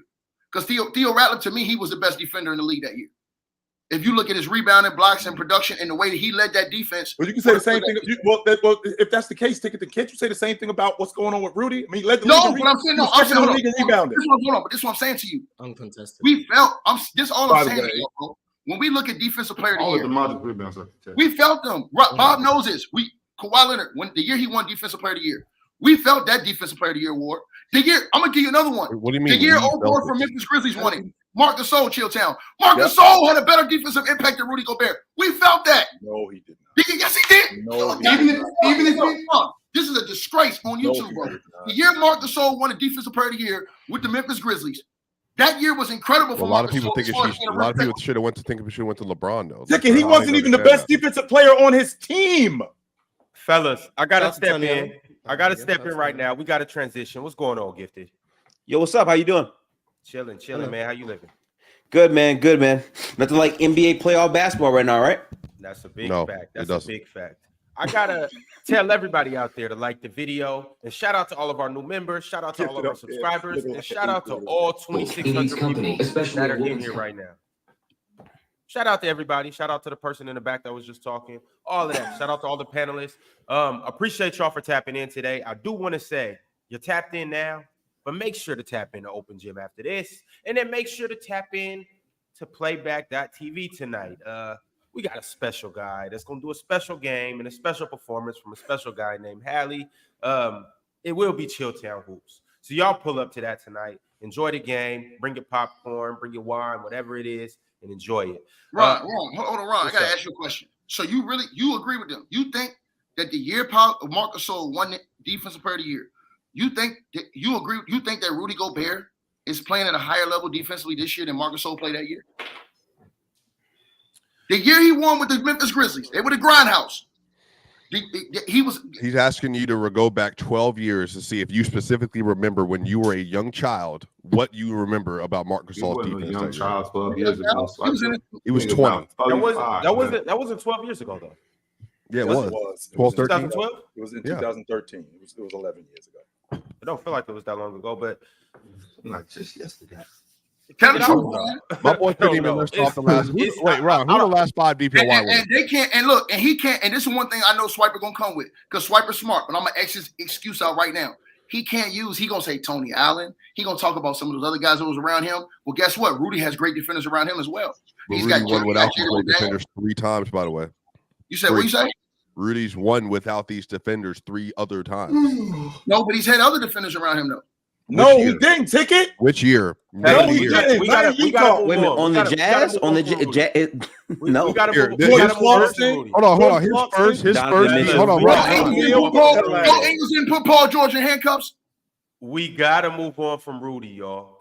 Oh wow. Because I got Gifted up here, I got Ox up here, and I have yet to hear their takes on the game. So Ox, talk to me about this game last night. You got to get it out. You got to get it. Go ahead, brother. You new here. You just got here. Go ahead. Yeah, I want to say shout out to the Dallas Mavericks. I feel like a lot of people just didn't think that they could play good enough defense. I still think that the Wolves do have the size advantage over them, but Dallas played well. They pack the paint. Anthony Edwards didn't look like himself aggressively. I don't think he had one paint touch in the game last night. Didn't expect Kyle Anderson to really do anything in this game. He hit some big shots, but I don't know how repeatable that's going to be. My main takeaway is that they have to have more actions with Cat and Gobert to make Gobert more valuable offensively in spots. I feel like down the stretch, they were really getting good success out of that. And all postseason long against the Suns and also Denver, those actions have been pretty beneficial. But overall, Conley and Cat just have to be more effective from the field. Cat shot 6 for 20. Anthony Edwards shot 6 for 16. Mike Conley was like 3 for 7. I do think those things are going to correct themselves. The main thing with Dallas is Kyrie pushes the pace. This is what Kyrie does. He pushed the pace, gets guys going out in transition. He scored 24 points in that first half, but in the second half, Minnesota really tightened up transition defense-wise, and Kyrie had like 4 extra points. So that's how he wound up with 30, basically. So overall, good game. There's going to be adjustments to be made. I do think this is going to be a very, very good series, though, and people have to acknowledge both of these teams are coming to play. Quick question for you, Gifted. How do those things correct themselves? Like, for example, I do like the Cat and Rudy Gobert. I like that action. And he's actually thrown some lobs to Rudy. I do like that action. He's thrown some lobs to Rudy and gotten Rudy some buckets around the basket. But Did Rudy Gobert change water to wine? Did he walk on water? Did he heal the sick? I just want to make sure that I'm not going crazy here. I want to make sure that I'm not going crazy here. Ticket, can you tell me, with this crew, with the current crew that they have right now, there's one guy missing. That's it. One guy missing. Take D'Angelo Russell off the floor, put Mike Conley on the floor. It's the same 5 from last year. They're in the Western Conference Championship. It's the same 5. Same 5, Ticket. It's the same 5. They're in the Western Conference Championship. The idea that you don't accept the fact that Rudy, his impact defensively. When you you say he has no impact, Chill? Yes. Oh, no, he's tweaking on that. That's fine, though. The idea the numbers gonna say it, but what we see on the court, with the guys that's actually on the court, that y'all call all them dudes haters. They not hating, bro. Like Draymond and all these other dudes said, Kevin Garnett, all these other dudes, Rondo, they don't feel it. He has never done this stuff y'all are saying he do. You know who does feel it, Ticket? You know who does feel it? Anthony Edwards feels it. You know who else feels it? Cat feels it. You know who else feels it? Their coach feels it. I mean, the Suns in the first round felt what Gobert was doing defensively. That's why he's on the floor, Ticket. What are you talking about? Fellas, we're moving off Rudy Gobert. Okay. You know what? Ron, not trying to have a Gobert combo. Okay, let's play a little game. Stop glazing Rudy, Ron. Ron. Let's play a little game. All right, Ron. If Rudy Gobert's name gets mentioned, you're getting kicked. Yeah. Let's play that game. That's hilarious. Okay. This is Ron says. Rudy Gobert, his name gets mentioned, you're getting put in the back. Is it just if you say his name, or like what if you say like baguette? If they type his name in the chat, they're black and we taking your membership. Yo, can I get your recap on this game? I got to get to these super chats, but I do want to hear what you got to say. Ron will police this, but allow other things. I'm noticing this. I'm just so you all notice this whole week. I watched you. You allow certain things, and then you don't allow this. I got it. Certain things like what? This hurts the content, though. I got it. We the final boss calling the shots, baby. It is what it is. Sick of you, Big Ron. guy. Sick of you, Ron. That's who I'm sick of. Sick of you, Ron. I heard you. I feel that, Chill. I heard you say some strong things. My boy.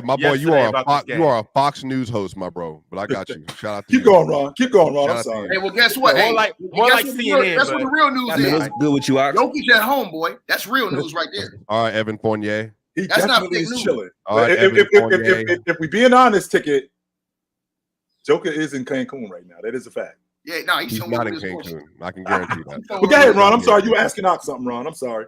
Talk to me, Ox. You're not escaping this. I heard you say a lot of things about this game yesterday. Oh yeah, we want to hear. I was talking about it just a second ago. I mean, Kyrie carried the squad. And block him. Block him. Block who? He just said his name, right? Kyrie. No, he said Kyrie. Oh, okay, my bad. Ron, I'm about to say Ron. Get him out of here. You can try to get people doing that at practice. I'm not getting thrown out of practice. You're going to try to get us thrown out of practice. But I mean, it was actually a really good game. I mean, as you know, like I didn't watch it live. I had to go rewatch it after the game. So You know, I stayed up till like 1 a.m. watching that damn game. I couldn't believe it. If I would have knew it was going to end like that, I would have never watched that shit. But you know, next, yeah, Gifted, I was upset about that. Couldn't believe they was throwing them damn turnovers like that at the end of the game. Shout out to Luka for making some big defensive stands at the end. You know what I'm saying? He did have about 3 good possessions, about 3 very good defensive possessions the whole game. So, hey, I mean, give him love for that. He played defense 3 times last night. Can y'all believe that? But I mean, Kyrie Irving, like what I saw from him in that first half of basketball was, man, that was crazy, bro. I don't know what to say about that. That was great basketball from him. Derek Lively is better than I thought he was. I thought Cat would be able to take advantage more of PJ Washington. I think they need to figure out that matchup more. I think they can exploit that matchup in this series because that was game 1, but you guys calm down. Don't forget, you have to win 4. Don't forget that. So I definitely do think that they could exploit that matchup. I don't think they're going to be able to take advantage as much as they've been like on their defense because when you got Luka, you got Kyrie. Those 2 offensively are so talented, so gifted that it's going to be very hard in order for them to assert their dominance on the defensive end. So while their defense is still good, I think they got to start figuring out better ways to score, figuring out ways for. And I know y'all said 4, 12 or whatever, and did last night from the 3-point line is not that bad, but I think it was egregious. I'm not necessarily talking about the field goal percentage. I'm more so talking about the missed opportunities, shooting bad threes. You can get better possessions than that. So that's more so what I was talking about. I don't think that was good basketball at all. I think Mike Conley needs to come be that point guard, you know, control the pace, do his thing. And I think they need to pick on PJ Washington. Not saying PJ's weak or nothing like that. I just think that's their best option on the offensive end. So I look to see more of that. I like those lob passes that Cat's looking for with Rudy. I think they need to. He can exploit that a little more, especially when he. And mind you, like I said, I seen Cat getting downhill pretty well yesterday. Like I said, he would be able to. They just got to convert on that a little better. And that's pretty much all there is to it as far as I'm concerned. Shout out to Jaden McDaniels. But if you're going to think Jaden McDaniels' offense is going to carry you to the championship, that might not be repeatable like that. You're not. And nobody's saying that he got to make 5 threes. No. Not saying that. Well, no, I'm not saying he shouldn't shoot it on that show. I'm not saying go away from him. What I'm saying is that he's not going to carry you. No, he's not going to carry you offensively. No, we're not doing that. I think they need to be looking for Cat more. Sure. They need to be looking for Cat more. On top of that, maybe take the page of the Ty Lue's playbook. Maybe try to go small every once in a while. You know what I'm saying? With this. I felt like they did that last night. I think they definitely did that last night. But back to your point about Jaden McDaniels. In fact, I think it's huge with Jaden McDaniels making shots because what he does is he keeps them honest. Now, I'm not going to say that Jaden McDaniels is cracking 5-6 threes a game and he's making 5-6 threes a game. But if he can knock down that mid range like he was knocking down yesterday, and if he could give me 1 or 2 threes just to keep Dallas's defense honest, that opens up the floor way more for guys like Cat, who, by the way, did take 20 shots last night. Yeah, I was just about to get to that, Chill, because I see like in the chat sometimes when I'm talking hoop, I look at it one way, and people I got different terms. I say how I look at it. You know what I'm saying? So sometimes we get misunderstandings.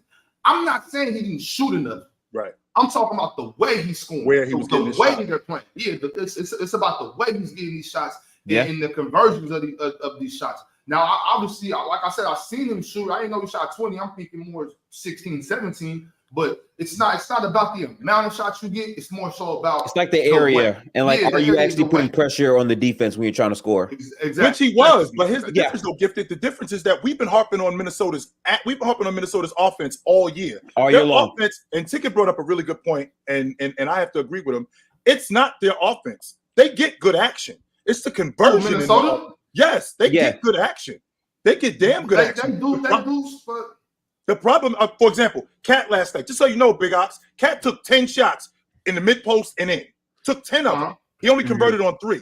They got action with him and PJ They got action with him and PJ on the box. They got action with him and PJ in the mid post. They got action with him and PJ around the rim. He just wasn't converting. Now what happens is you guys are standing around late in the game where we got 5-on-5, and you guys all are around the long ball line. That's a recipe for disaster right there. That's not difficult to guard. All you dudes doing is just standing right in front of us. We get no action. We get nobody moving. You know how I feel about this, Ox. When the ball moving, people moving. When people moving, the defense is off balance. Well, if you're just going to let us just stand around, that doesn't make things difficult for us at all. So hey, that's the biggest problem I had too, Chill. Like they stood around way too much. It was plays where Jaden went to the paint, and instead of trying to go up for the layup, he tried to do a pass from out of bounds, and then he turned the ball over. And literally Dallas scored in transition off the three. Yeah.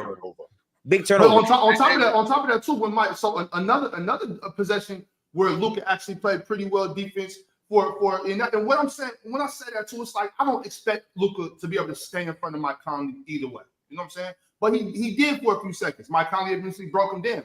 But instead of getting that layup, that floater, he's gonna push it back to Cat. And it's like some of these passes that they're making, sometimes they're overpassing.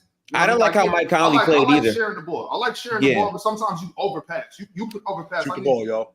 You can't overpass when you're right at the rim for the layup. He had so many wide open layups. He tried to pass out instead, turnovers. Yeah, Minnesota. So that's what I'm saying. Like, chill. I know how you feel. Defense definitely travels, but I don't know if the Timberwolves have the ability to slow down Luka and Kyrie. When I see Luka dancing at the top of the key, and that slow ass spin move is just too heavy for Jokic. It's a slow ass spin move, but he's too heavy. Jaden Daniels cannot put his body on Luka Doncic playing defense. When he puts his body on Luka, he's done. Hey Bob, I'm gonna say this. Jaden Daniels is a hell of a defender. Bob, when he's doing that, there's nothing there to do. That's the reasons why I was saying I don't even think he should be guarding Luka. I want Jaden McDaniels guarding Kyrie. Let Ant guard Luka. Let Ant guard Luka. That's gonna be whatever it's gonna be. Put a little length on Kyrie and see if we can slow that down. You know what I mean? Bob, they hate me, but I'm gonna say this, and I'm gonna tell you this. I'm gonna say what I feel. If Luka pulls this off and win this championship, it's more impressive than Jokic's. Wow. This run is way more impressive than Jokic's run last year. So, because hold on. Wow. I'm saying, who cares? I'm gonna tell you why. It's not crazy. Because that means that they would probably have to go beat a 60-win Celtics team in the finals. That means that they would have had to knock off the world champs. He would have knocked out KD, Booker, and Bradley Beal super. Hold on, real quick, because I know I can stop paying attention to these goofies in the chat, but I'm not saying, you got to understand what I'm saying when I'm saying what I'm saying. I didn't say put Ant on Luka to stop him. Like you motherfucker. Hey, that's not what he said. But keep going. They got past Phoenix. They got past Phoenix. Are you talking about Luka? You said Luka didn't play them. Before I got up out of here, because I want to get at him and say something to Ron real quick. I wanted to say the Swiper. I'm starting to feel like that Nuggets run last year was a fluke. But hold on. I'm gonna say this. Hold on. I want you to answer. No. Clarify who you're talking about. I swear I want you to answer. But hold on. I want to say this. What I'm saying is this: if Luka and Kyrie do pull this off this year, Luka didn't play They didn't play the champions. You said no. I'm saying no. Listen, what I'm saying to you though. I'm saying that I think that this will be I think this run is a way better run than what Jokic just had, playing 8 seeds, 7 seeds. And I'm gonna say this right. And guys, that was got to do with Jokic. Hold on. No. I'm gonna say this because if you think about this, it kind of reminds me of the run Dirk went on when he won the chip. Dirk beat all those teams. He beat Kobe, Bron super team. Then he beat. Luka didn't beat those guys. So where are you getting this from? You said what? No, I'm saying Luka didn't beat those guys. Luka beat KD super team. No, he didn't. He didn't. Not during the play them. They played the Clippers. They played the Clippers. Don't let him off the hook with that. Okay, they had James Harden, Kawhi Leonard, Paul George. No, but Kawhi didn't play. This is what I'm talking about. Y'all just be chatting. No, we're not talking. No, we're not, Swiper. They didn't play. They were not healthy. Kawhi wasn't available. This is why I know y'all just be chatting. They beat the number one. Hold on, they beat the number one seed in the second. They beat the number one seed in the West. OKC, number one seed with the number 2 MVP candidate on that team. Then they would have beat the world champs, right, on their home court. In game No. 7. No, they No. didn't. That's You are. Hold on. you continue mixing up Listen. the Wolves for the Mavericks. No, the Wolves are the ones who beat Denver in game 7. Bro, listen to what I'm saying. I I'm hear saying you. the Mavs would have beat the team that beat them. Right. I agree with that. So what I'm saying is, listen, they would have beat a 60-team Celtics team in the finals, right? If the Celtics go to the finals. Okay. That was picked to win a championship by most people at the beginning of the season. They would have beat in the conference finals the team that knocked off the championship team from last year. There right? you go. Yep. Then they would have beat the number 1 seed in the West. Mm-hmm. Yep. Right? Well, you got Jokic at 12. So if Luka does it, that means you got Luka at 11. No, Jokic fell. He fell this year after that performance. So he's not number 12 no more. Nah, he fell. No, he fell Where's like. he at? He fell Where's like he at? Wait, he fell, huh? yeah, you can't lose like Hold that. on. Ticket, get back to it. So now they would have dropped. No, They listen, would've- listen. Your affinity for losers is beneath They would have you. beat the team. They would have beat the team that dethroned the champs. They would have beat the number 1 seed in the West, and they would have beat the number 1 seed in the East, who won 60 games. That's a way more impressive run than what Denver Nuggets went on last year, which was beating a play-in team in the finals, beating a 7 seed Lakers, beating a whoever else they beat, and then beating the T-Wolves in the first round. I mean, that's fine. Yeah. So no, Okay. what I'm saying, So you know, Swipe, but Kawhi Leonard didn't play what I'm saying is this. We're not counting that shit. We're not counting that shit. Chill. Don't be nasty with that, chill. You know that's nasty and shit. Don't do that. Everybody, do that. but you always say, hold on. That's nasty right out of you. Part of your argument. And again, I'm trying to figure out. Fellas, we got one mic. Go ahead, swipe it. Relax. We got one mic. Let's swipe it. Ticket. Let's swipe it. Go ahead, swipe it. That's what I'm trying to understand. Why are the Boston Celtics getting like passes for they past the 8 seed? And then on the other end, people would rather the Nuggets have played last year the Memphis Grizzlies and Sacramento Kings over the Lakers and over the Suns last year. Those were the 2nd and 3 seeds last year. Nobody would have respected that run. Nobody, because nobody thinks those are serious teams. I know. Hold on, talking about the Sacramento Kings. Can you fight that, Ox? They had the best offense. Hold on, Ox. You think it's a bigger deal dropping De'Aaron Fox in the playoffs than LeBron James and Anthony? Yes, they had the best offense in NBA history. We was beating the hell out the Lakers. We've been beating the hell out the Lakers. What? We was very serious. That's a chill. That's a better chill. That's a better 7-game series. Chill. That's a chill. Hey, chill town. I got a question. Are you disagreeing with what Ticket is saying, Swiper? That's a better 7-game series than the Lakers. That's a better. That's a better the Nuggets run. I'm cool. Whatever, if they do it. But then he brought up Luka, and Luka hasn't played at the level Joker did last year. So that's where I'm confused about. Like, which one are we arguing? I agree with that. I agree with the whole first round. So hold on. Luka's the 2nd leading scorer in the playoffs in the average since Michael Jordan. That's insane. We're talking about this playoff run. We're talking about this individual playoff run compared to Jokic last year, though. Right. So hold on. He hasn't been better than Jokic up to this point. What is Luka averaging right now? 20, I'll read it to you. I'm reading it to you so you know verbatim. 27.7, 9.4, 9.0, 54 true shooting on the series, on the playoffs so far. Jokic through this point. No good. That's not very good. No, that's not very good. This is why you need to listen. Field goal percentage. Ox asked if Luka's true shooting was good, and I said it's not very good. That's all he asked. Yeah. So yeah, listen to what the questions are. Yeah, and then again, through this point, through the Western Conference Finals last year, Joker was averaging a 30, 13, and 10 triple-double on like a 63 true shooting last year. He's a very good. 3 DPOY. Very good. He's a big. Basically 3 DPOY candidates. No, but you got to just throwing that shit out because he's big. No, hold on. He was shooting. No. This is what I mean by you got to have perspective. He shot 46% from 3, 52% from mid-range, and shot basically 70% at the rim and 80% at the line. That was why it was so indomitable and why they went 16-4. He was literally not missing. He was making half of his 3-pointers. So that's what I'm saying. You're comparing the Mavericks to Nuggets. That's cool. But comparing Luka to Joker, that's just not. I think Luka played against better defensive competition. Ticket, wait, stop right there. Ticket, stop right there. No, we're not doing that. You know why we're not doing that? Because that Laker team going into the playoffs last year was the best defense in the playoffs, and they mopped them. served them. And No, chill. That doesn't mean it. Hold on, chill. That doesn't mean anything because the Sacramento Kings of the team, Styles make fights. They would have gave the Nuggets a better matchup with Sabonis. The way he plays. The way he like, hold on. But you brought up defense though. No, I'm saying they present. Hold on, the Kings. No, but you just brought up defense.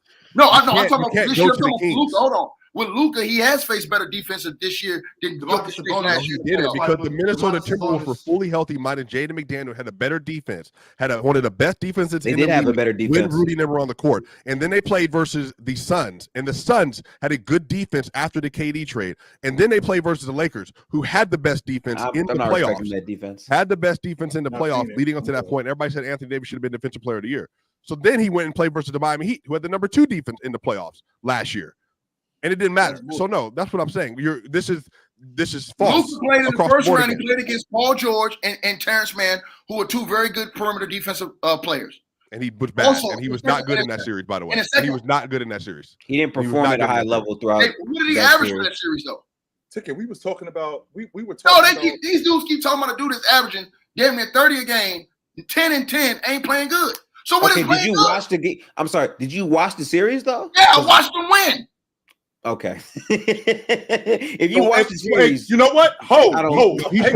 He shot 40% from the field and 23% from 3. What did he average? 29.8, 9.5, and 8.8. Oh, you a Bosco watching? 39 and 8. So he averaged y'all do the same. Hold on, y'all do the same thing to AI.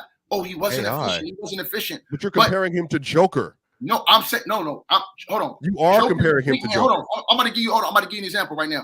Yep. Joker's a big man, so his shots come closer to the basket. Hold on, bro, no. Hold on. Keep going, Ticket. Tell me something you ain't never been on Ticket. Keep going, Ticket. You wouldn't even know what it felt like to be on the Chill. I need you to pause for a minute. He's literally saying Jokic is a big man, so his life is easier. That takes away from Jokic's volume as a scorer last year. He scored in multiple different ways. He shot 46% from 3, and you talking about he's a big man, so it's easier. As a big man, it is. As a big man, that's why we expect big men to shoot higher percentages. That's why. But he isn't just taking shots at the basket, though. He shot better from mid-range and 3 last year, though. So that's what I'm trying to understand. You're bringing up big man. But he wasn't. Hold on. Okay, let me eat to that point. He wasn't facing the same type of pressure defense on the perimeter. You can't say that. They played better. The Clippers, you need to listen to me. The Clippers don't have a better defense than the Lakers did last year or that Wolves team. And he was bad versus that team. I'm saying him. I just heard you. I'm listening to everything you're saying. The same type of perimeter defense that Luka Doncic faces on the perimeter. When you're a guard and you're able to get on the perimeter and lock a dude down and Ron, you know I'm not lying. That's a different type of pressure than having a big have to come out and guard. Stop looking for help. He is moving that goalpost a lot. You stay out of it. Stop. Everybody stop looking for help and stop helping him. You started this whole premise off bringing up the wrong teams that Luka had faced, and then you had subsequently. No, I was trying to say that they beat the team that dethroned the champs. Then you beat the number 1 seed in the West. Then if you go to the finals and beat the number 1 seed in the East, who won 64 games this year, that's more impressive than his run. And then the defenses that Luka faced. Anybody who knows basketball knows this. As a big man, under the basket, you are required to shoot higher percentages than guards. Why? Because most of the guards' baskets ain't coming. But you don't bring that up for Shaq at all. You don't say anything about that. Shaq dominates his competition. You dominate who's in front of you. Joker dominated everyone last year across the board. I'm not disagreeing with you now. I'm saying that I think Luka individually played against better defensive competition in his position. And how did he perform against that defensive competition? He won. Oh my God, bro. Performances and winning are 2 different things, and you should know that. I don't understand that. I know it's an imaginary world you live in where you think that it's not imaginary. I just watch basketball. I can just see the games. Hold on, even if I play defense on you, lockdown perimeter defense, great defense, that somehow, because we all know as basketball players, Chitchat know this too, it's harder for guards to get their shit off than it is for bigs sometimes. As a big, I catch the ball in the post, 1-2 dribble, jump hook, reverse pivot. As a guard, I literally got to break you down on the perimeter to go get a bucket sometimes. So it's harder for guards. They have to work harder to get buckets. And so by that logic, why aren't all guards better than bigs then? If they just perform at a baseline level, then if I'm not every saying- time it's oh, easier oh, for a oh, big to oh, score, oh, then why are we saying certain bigs are better than other players? If that's the case, at a certain point, your production based on how you broke a team matters. Jokic's shots are not all at the basket. He dominates from the perimeter and gets to the post and gets there. But Ticket, like it's more than just again, under hold the on, basket because scoring. no, but Gifted, because Ticket, you're I'm gonna stay with what you just said. I want you to stay here for once.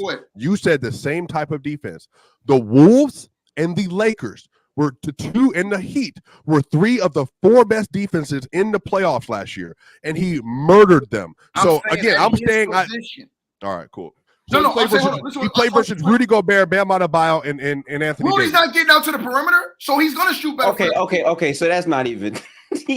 So he's just gonna lie up here today. All right. I'm not lying. Hold on. I'm not lying. I'm telling you the truth. I think you are, because you must not watch a single dribble of the Suns. They did the same thing they did this year, though. Ticket, Nas, but Karl Anthony Towns, Kyle Anderson, they were all playing defense with Rudy as the helper and the roamer.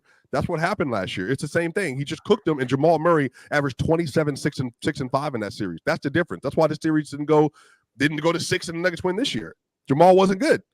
So what I'm trying to figure out, Ticket, is why do you feel the need? This is a legitimate question.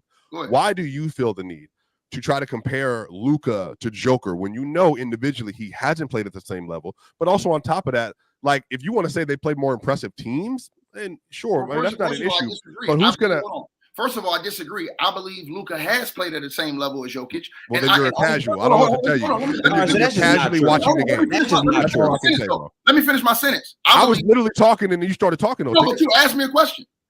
But I have to finish the premise of the question. Go ahead. No, this is the issue. If you honestly think that they're playing at the same level, then you're watching the game with a set of eyes that having a very casual approach to how basketball is, because the two are fundamentally affecting the game at different levels because they're different players. And then on top of that, Joker literally did not miss from 6 to 10 feet, basically the entire run. And he was leading one of the best offensive runs of all time. He gave you a 34, 13, and 10 series on 46% from 3 versus the Suns, and then versus Bam Adebayo and them, who were cooking everybody in the Eastern Conference, 30, 14, and 7 on 67 true shooting. So, and then versus the Lakers, 28, 15, and 12 on 61 true shooting versus AD and them, who just absolutely mud-stomped the Memphis Grizzlies and mud-stomped the Golden State Warriors. So what I'm saying to you is, if you want to say they have a better run because of the teams they're playing, I have no issue with that. But if you're comparing Joker to Luka, they're not in the same ballpark. Okay, let me ask you a question. I don't want to be cut off because I'm about to cook you real quick. After this, we got to move on. Go ahead, Tiki. Go ahead. We got to move on after this. Don't worry about the comment section. I got them fools in the palm of my hand. I'm not worried about the comments. I got other things we got to get into. So, Ron, hold on. So let me say this, right? Because they my seeds in the comment section. Let me say this to you, Ron. So, to answer his question, I'm going to say it once again. He brought up Jokic's 3-point percentages. As a big, having to guard another big on the perimeter, Joker has the advantage with him being able, as Bob knows this, because he's a big man. Big men are not as great of perimeter defenders as guards. So when you talk about Luka's efficiency and his field goal percentage, it's going to be lower because he has actual guards who are equipped to guard on the perimeter against him. Let me give you an example. If Luka was on Gilligan's Island with big men all day guarding him on the perimeter, his percentage is going to be higher. Why? Because he's going to be able to create space. He's going to be able to get past the big. He's going to be able to get better looks on a regular basis because most bigs are not equipped to defend on the perimeter the same way as guards. So when we look at Luka Doncic and we say, oh, well, he's damn near averaging triple-double, and guess what? They're still winning because of his impact on the game. It doesn't have to just be all in the percentages, because when you have guys like Jaden McDaniel, when you have guys like Anthony Edwards, when you have guys like Paul George, we have guys like Terrence Mann and all these guys who are great defenders and who can move their feet and who are great at, how should I say, moving their arms, moving their legs. They're great at playing passing lanes. When you have these type of dudes on you on the perimeter, it's harder to get your shit off and score efficiently. So you have to create other ways to score on the perimeter, using pump fakes, using back downs, using fadeaways. As a big, Jokic don't really have to do that. Why? Because most bigs on the perimeter, when Jokic on the three-point line, they don't want to come all the way out to him. They don't feel comfortable doing that. So they'll step back. He has a better looks at three-point shots. So what I'm saying to you is this. If Luka Doncic did not have to play those guards and he always had bigs on him, his percentages will be higher because ain't no big in their right mind going to come all the way up on Luka and play him like this on the perimeter because he's just going to go right by him. Use your mind when y'all thinking about this stuff. So even though his percentages are low, his impact on winning is still there. This man brought up his percentages and stuff like that. He's winning.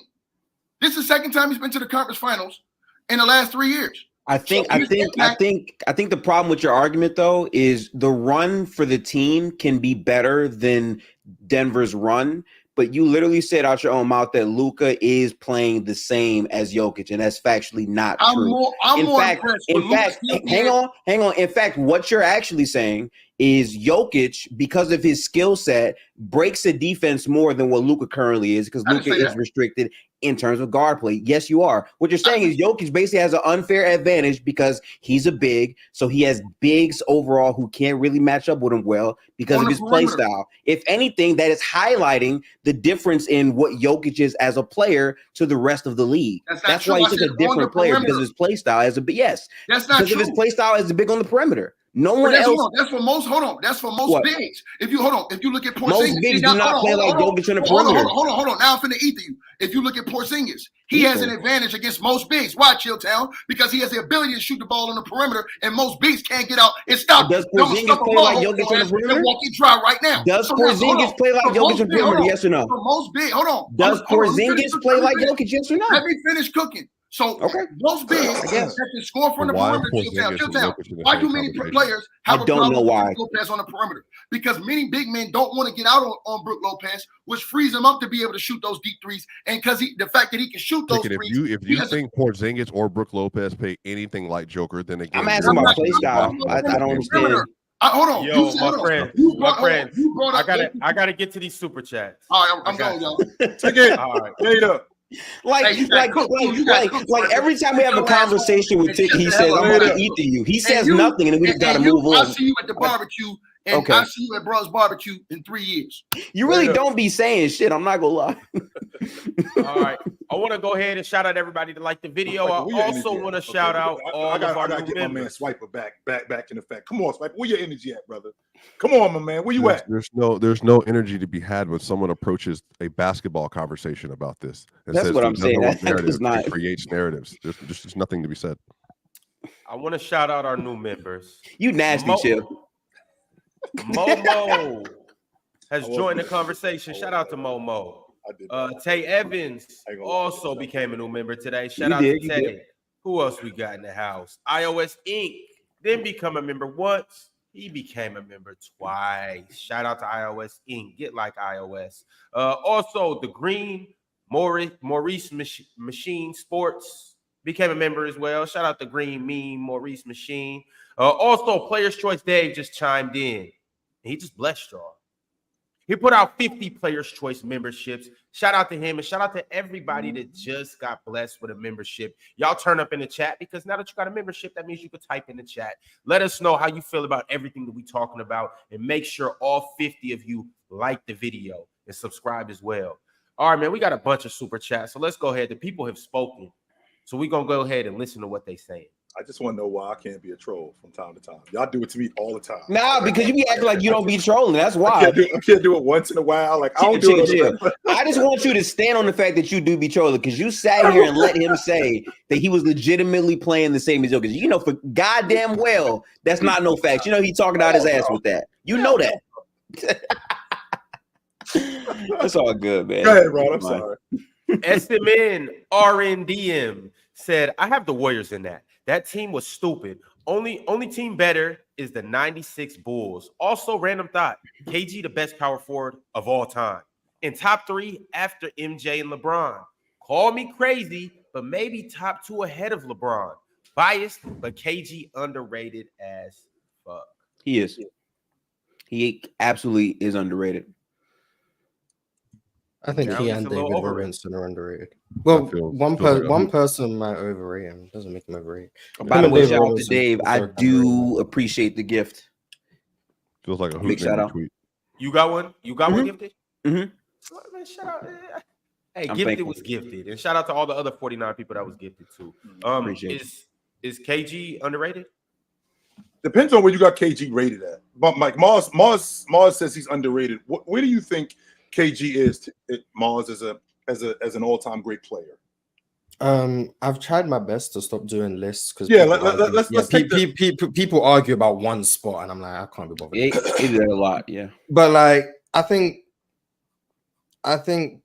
Kevin Garnett is undoubtedly better than Dirk Nowitzki, and I hear that conversation pop up a bit too much. And that's no disrespect to Dirk. I think Dirk is one of the best offensive bigs we've ever seen, but I think KG is just like clearly better. I think KG and Tim Duncan is more of a conversation than people would care to admit. I think they are closer in terms of how good they both are than people would like to admit. I think it's because of the 5 rings to 1, but some people would say it's a different reason. But I genuinely think they are much closer than people give it credit for. I don't buy the logic of, and I can get with your logic, but I don't buy the whole logic of, if KG would have got on that Spurs team, he would have basically done the same thing with Tim Duncan there. Well, that part I don't buy that either. Yeah, I don't buy that either because that's based off your individual skill sets, and they don't play the same. And on top of y'all that, tripping. And you guys are tripping. No, we're not tripping. No, we're not. I'm not tripping at all. Same exact thing, no, if not more, no. with KG on that team. Okay, Ron. First and foremost, let's not forget that when Tim Duncan got on that crew, he was an adult. Yeah, he with other came in ready to play. Kevin Garnett is a child playing with adults. He's not doing what Tim Duncan did on that crew as a child. That's not happening. That's number one. Number two, when I think about Kevin Garnett as an overall player, and I think about his approach to the game, I mean, I to be honest with you, I'm not on the fence about it. I can't name 20 players in NBA history better than him. I can't do it. No, Kevin Garnett's easily top. I think I had him at 17 or 18. I can't name 20 players better than him. I can't.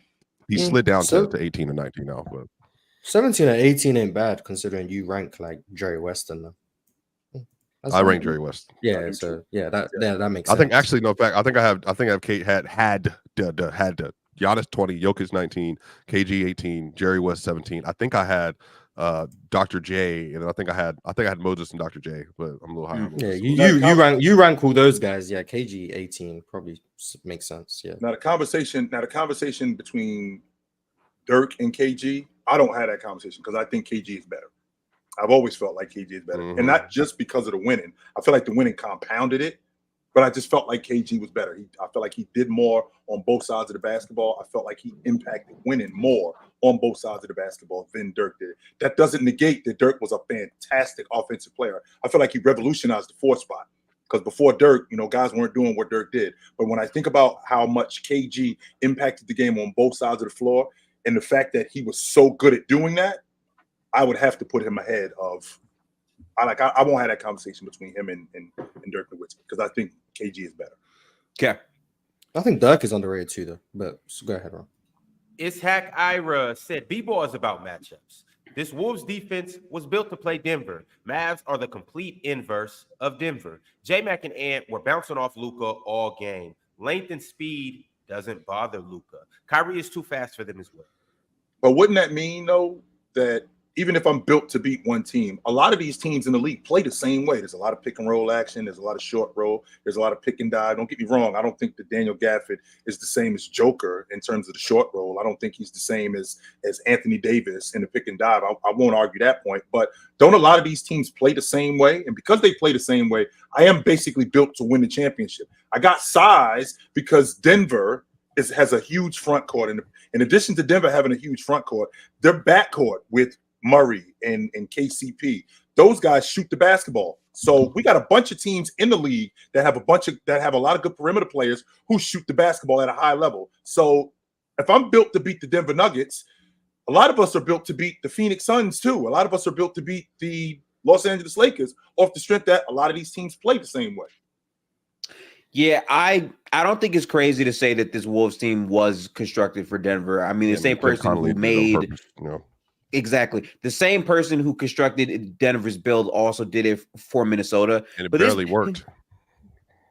It barely worked. I mean, that's what I'm saying. That's what we had that conversation. Show they were 20. You got to win that game, but they sold out, and even mentally, they're built to beat Denver. They're just level of aggression they're expecting to play with. Whereas the Mavs is just a different type of ball game. Like you can't be that physical because you got 2 master foul baiters in a good way. Like and that's why matchups matter. Right. Yeah.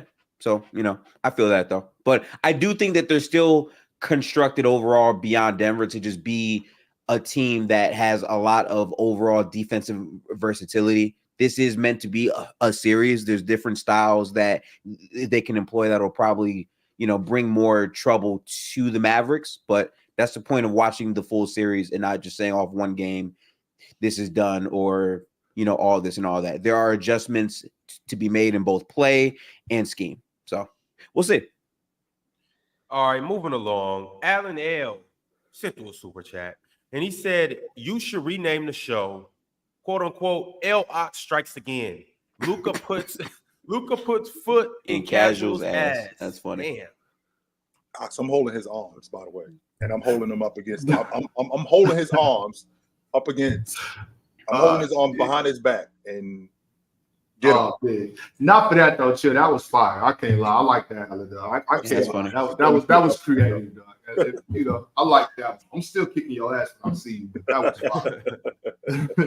SMN R&DM said, appreciation chat for Derek Lively. Can't believe guy is a rookie. He deserves a ton of flowers for sure. And it goes back to who you play with too. It definitely, because if Derek Lively was in Washington, they could ruin him. They could 100%. If he was in Portland, they could ruin him. But the fact that he's playing with Luka, he's a pick and dive guy, a lob threat, and they know how to use him. They make him look way better. It's good to suck 1 year, and you get a nice, really high draft pick, and they come off the bench. And then, But that's why when it comes down to it, you got to value the draft, because people have been saying that this upcoming draft is weak, but it's like, if you understand how to utilize those players' skill sets, they can prove to be more ready. Like Lively, to me, was the best value draft pick in this draft for Dallas, because in my opinion, having him on the roster is a big part of why they even made the playoffs, right? Like, he's just been that ready to go as a player. Cody Williams slide. Cody Williams slide. Cody Williams slide. He can't shoot. Cody Williams slide. He can't shoot. He can't shoot. Chill. I was actually surprised. I I was actually thinking about that yesterday. I was surprised that you didn't say that it would ruin Lively when they got Gafford. Moving, maybe like mess with his confidence or something, moving him to the bench or whatnot. Nope. I actually thought it was good for both of them, because they both.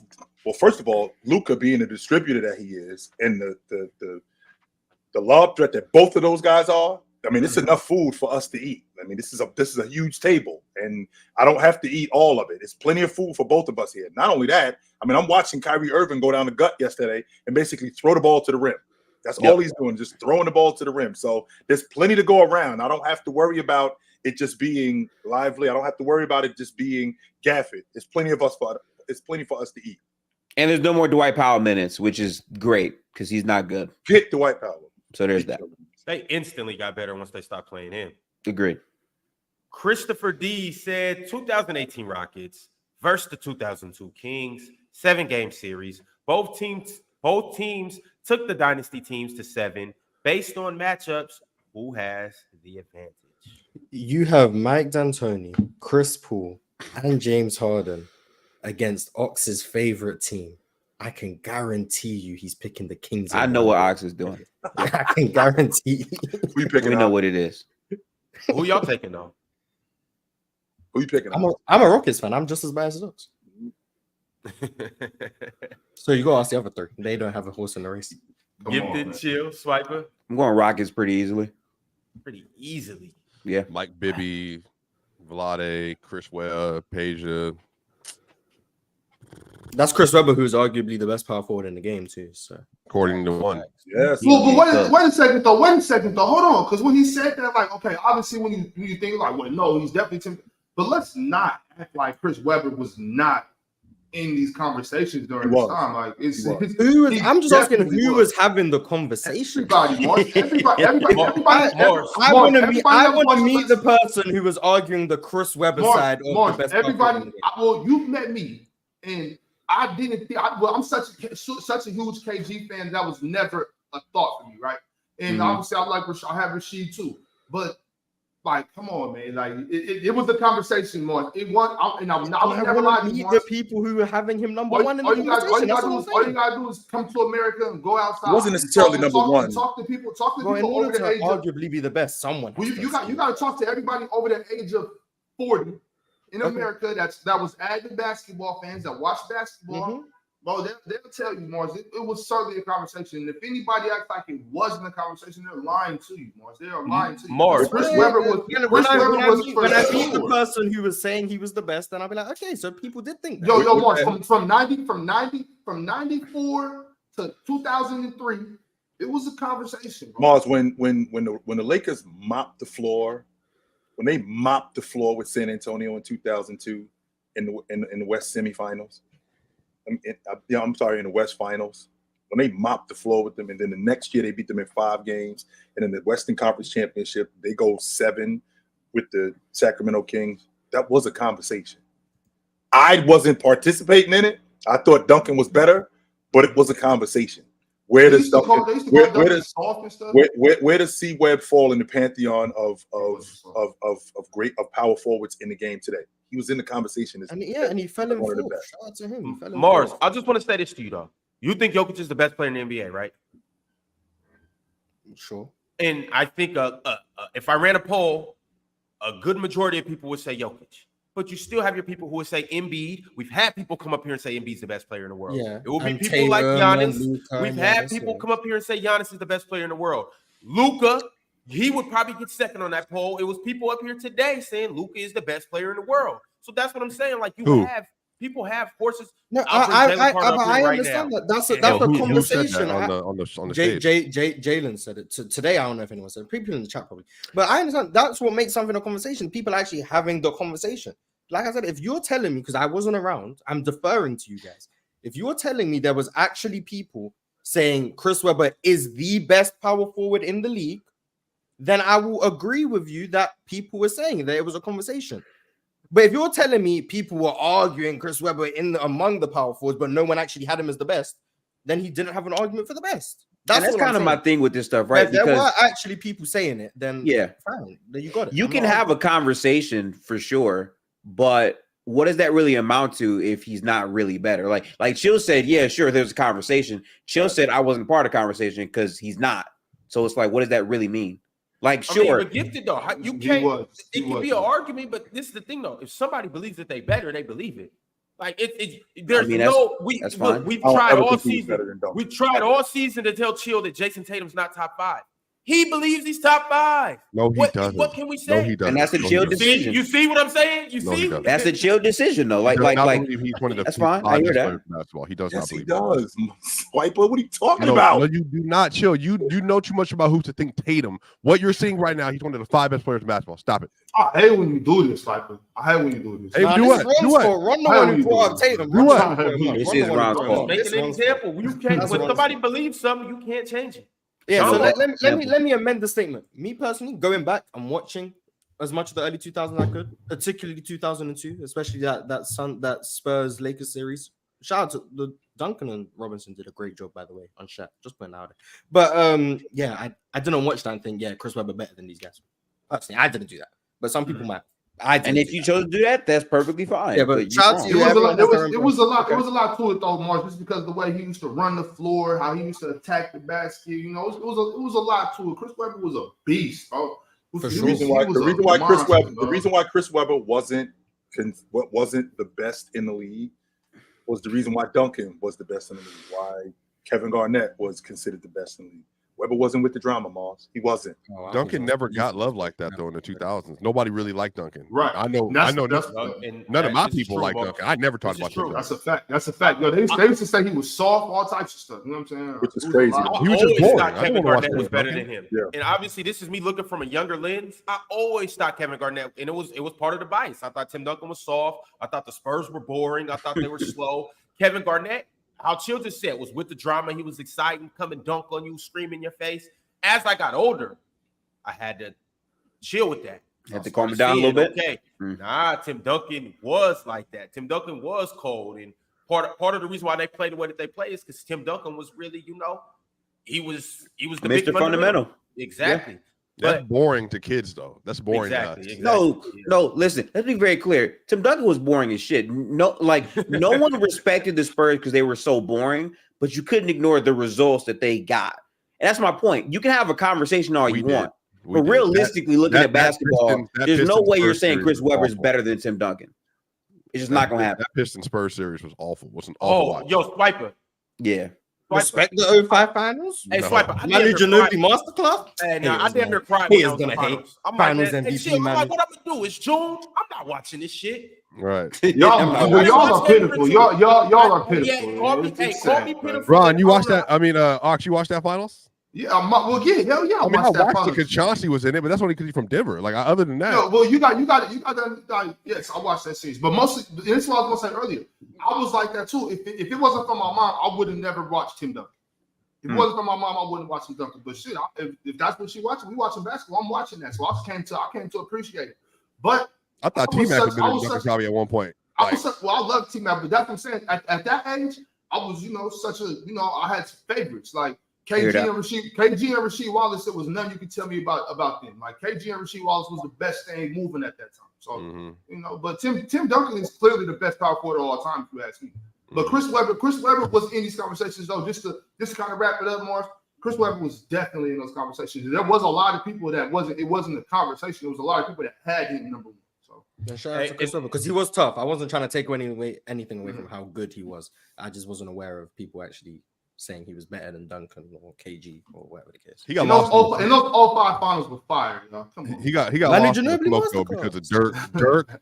It was Dirk Amari later, and then it was KG, Tim Duncan, trying to think who else was in the league at the time that was powerful. Rasheed, Jermaine O'Neal was a monster with the Pacers. I love Jermaine O'Neal. The braids and the headband with the yellow, I thought that was the coldest thing on earth. Elton Brand. Elton Brand was cold. That's what I'm saying. He just got lost in that shuffle. I thought It's he the was best era of power forwards in my humble estimation.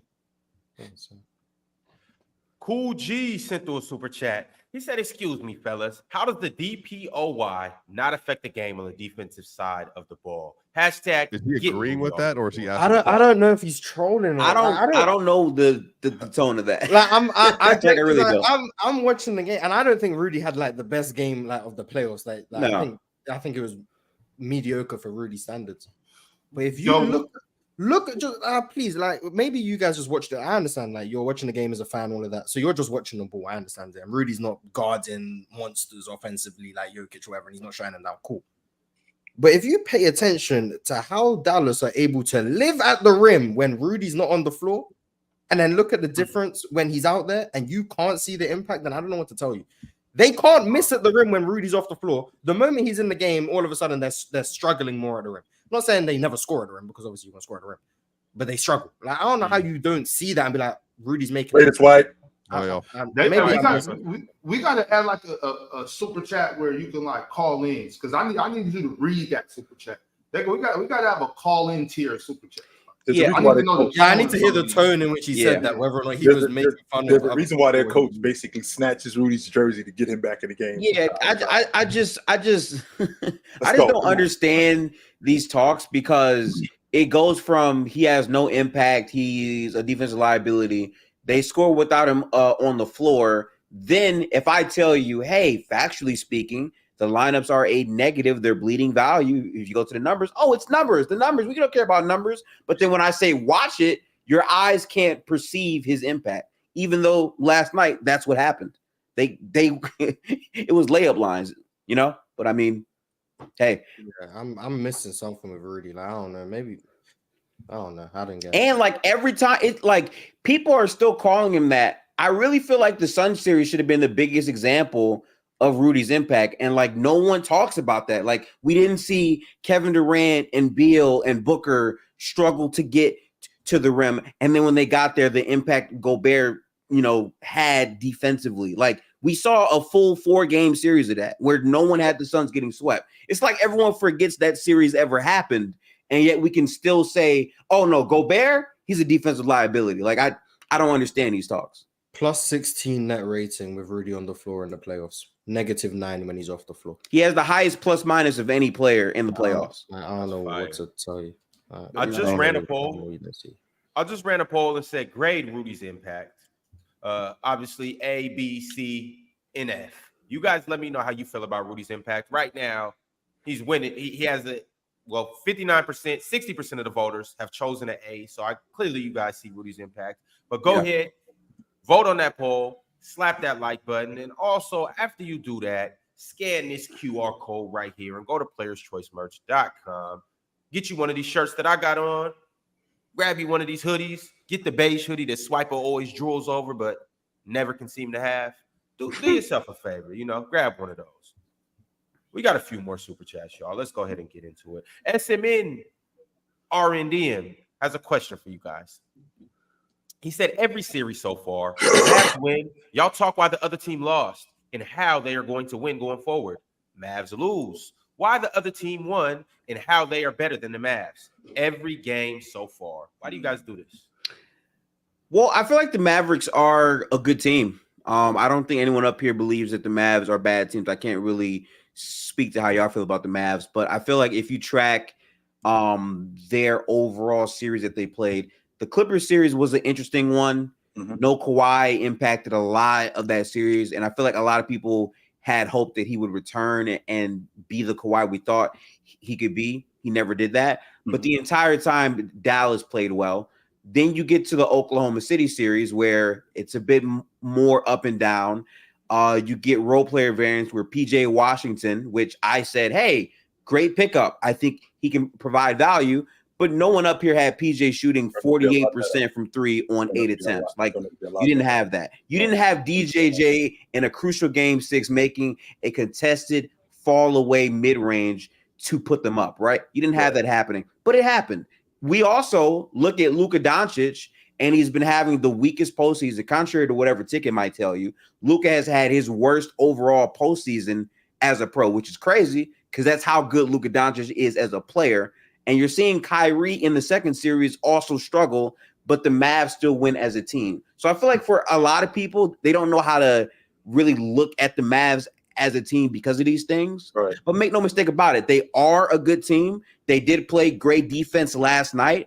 I think people are more so honed in on the Wolves because people view them as an overall better team based off of their competition and who they've had to play overall.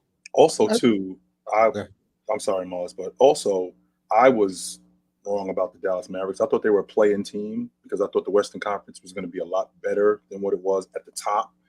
Yeah, I thought that Derek Lively was going to be a project. I didn't expect him to be as good as he was. I didn't expect him to. He's why they made the playoffs for me, Chill.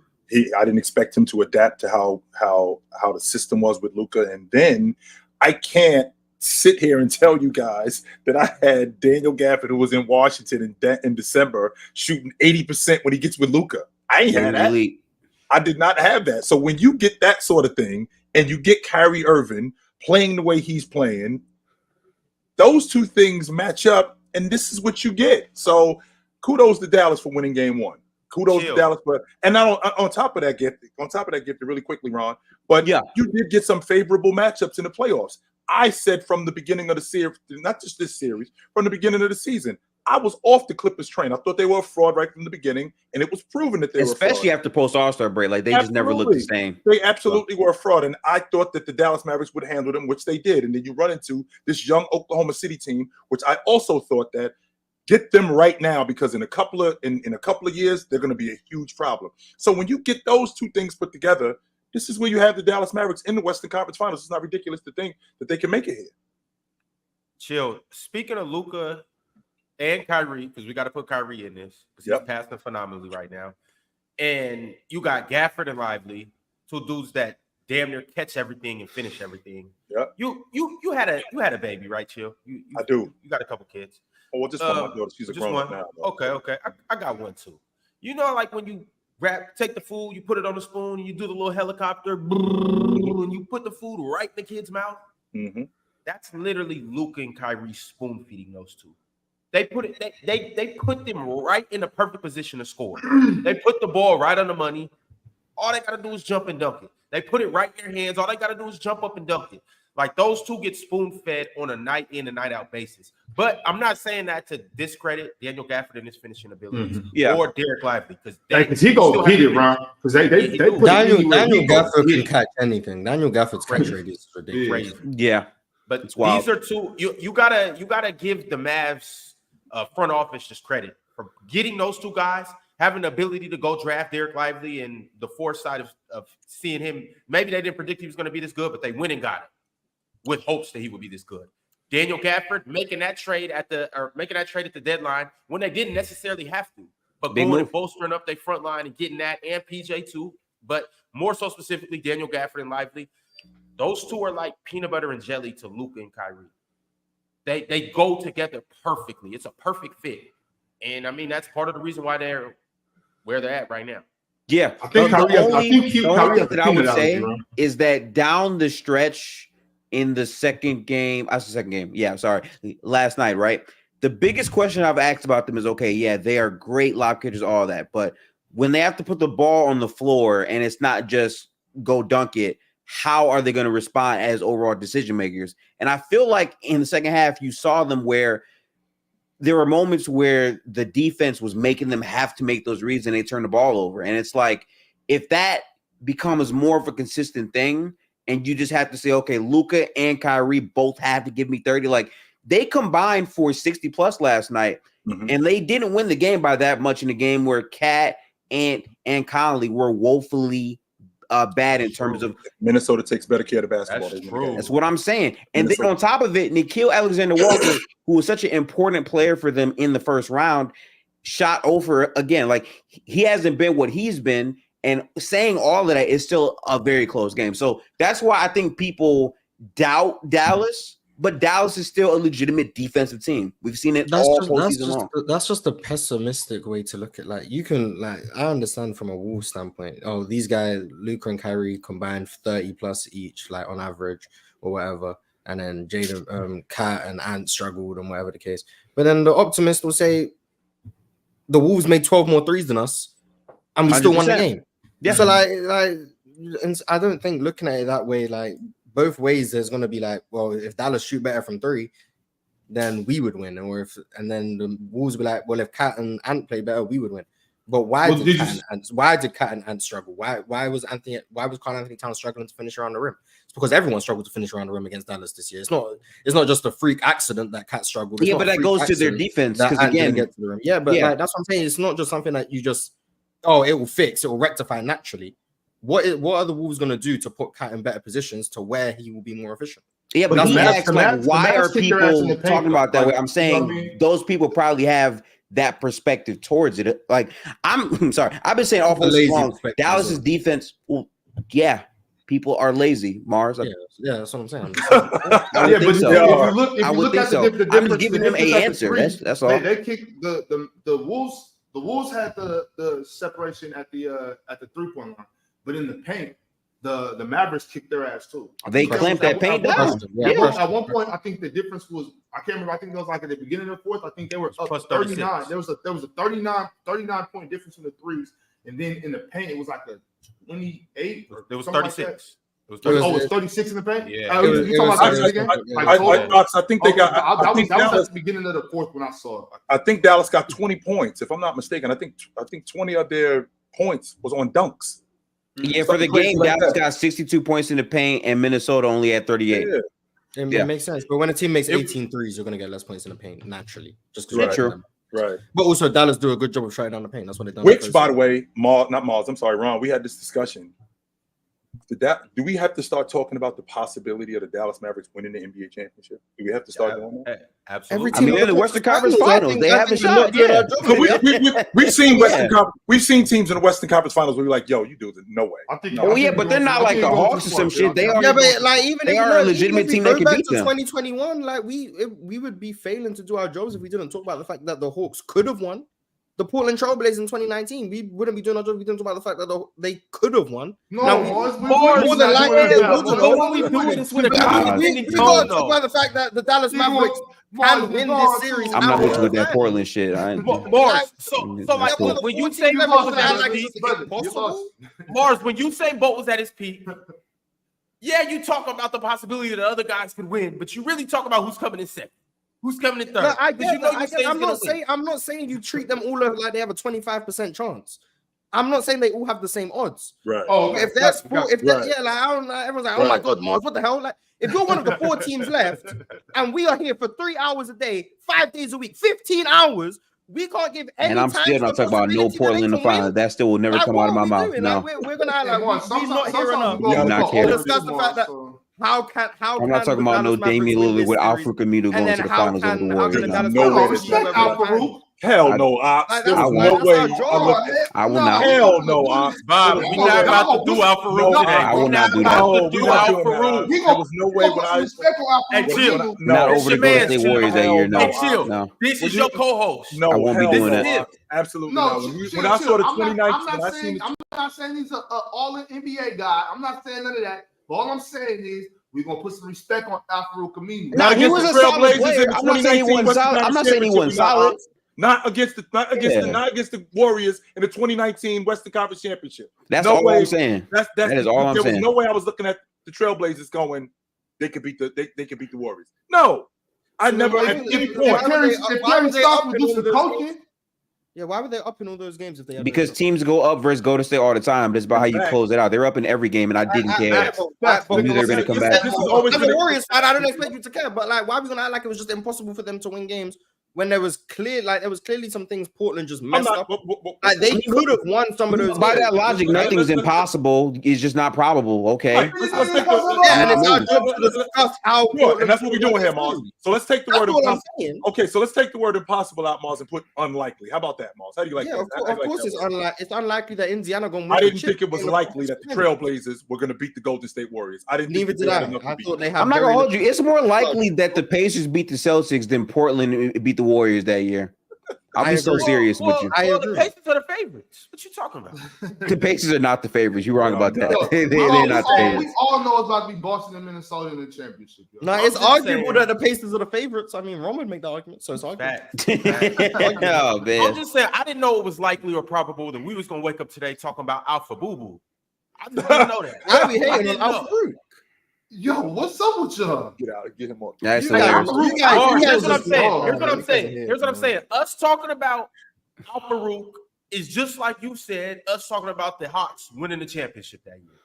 I disagree with that too. I think the Hawks actually had a shot because of the way they played versus the Bucks defense, even with Giannis being there. I think the Hawks had a much more realistic shot at beating them again than Portland.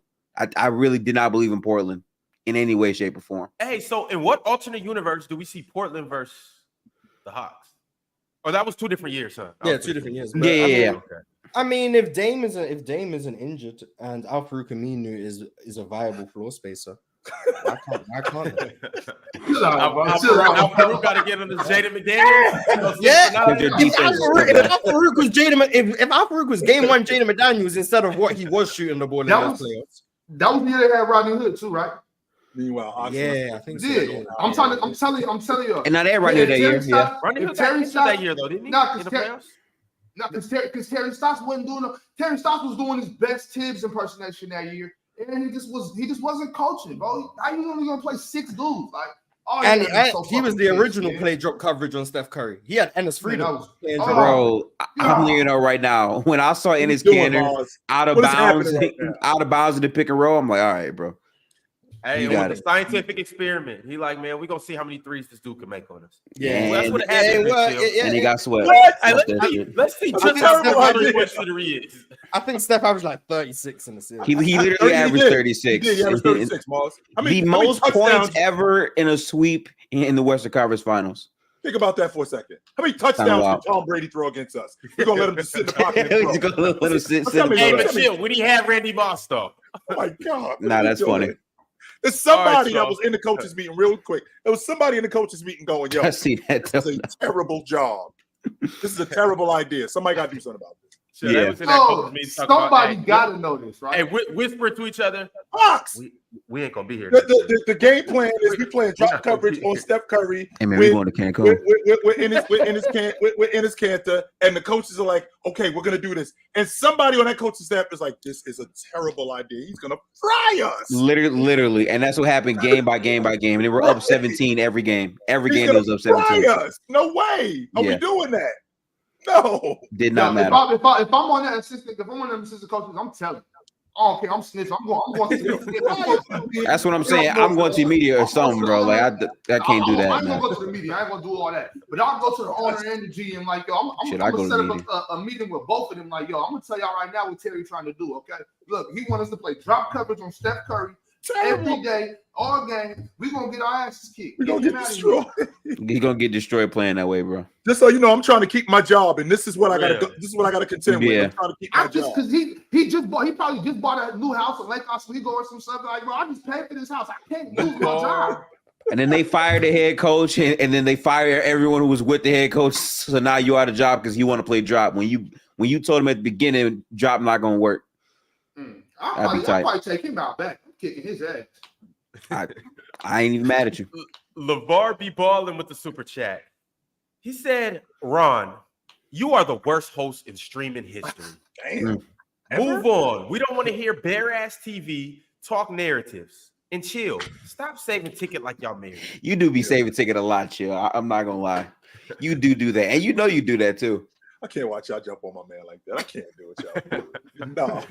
That man said the only reason why Jokic looks so good is because he a big man, so he just naturally got the advantage. Maybe he's the better player.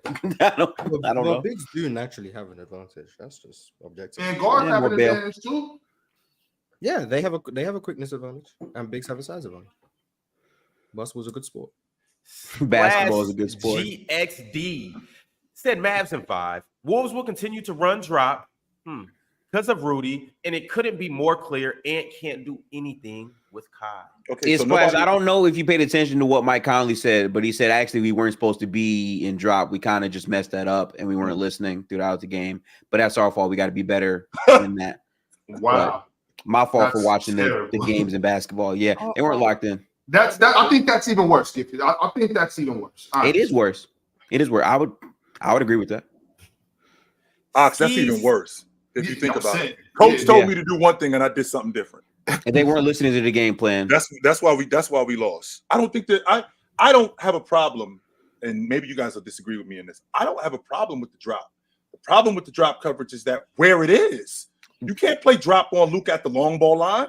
You can't play drop on Luka around that area because once you drop, he's in, again, the 18, 17-foot area, and he's got Daniels on his hip. He's got whomever he's covering on his hip. And there is nobody up here, and there is nobody who actually watches basketball, who pays attention, who thought that Kyrie Irving was going to be shut down by Anthony Edwards. Anthony Edwards made it clear, that's my matchup. He didn't say, I'm going to shut the door on him. He didn't say, I'm going to slow him down. No, he said, that's my matchup, which means I got to deal with him. Now, moving forward, I got to go back home and I got to go do some homework because I got to watch what I wasn't doing right. I got to watch what I was doing right and feed off of that. But nobody up here, including me, thought that Anthony Edwards was going to stop Kyrie Irving.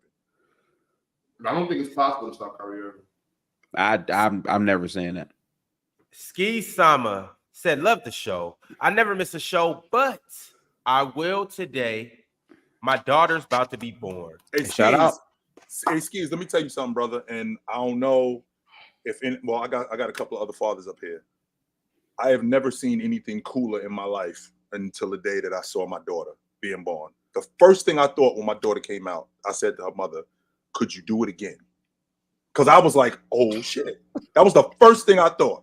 Like, yo, you produce people. I can't do that. That looks like a superhuman ability. And I had a different appreciation for her when she did that. So it's the dope. I'm telling you right now, Skis, it's the dopest shit you've ever seen in your whole life. I promise you.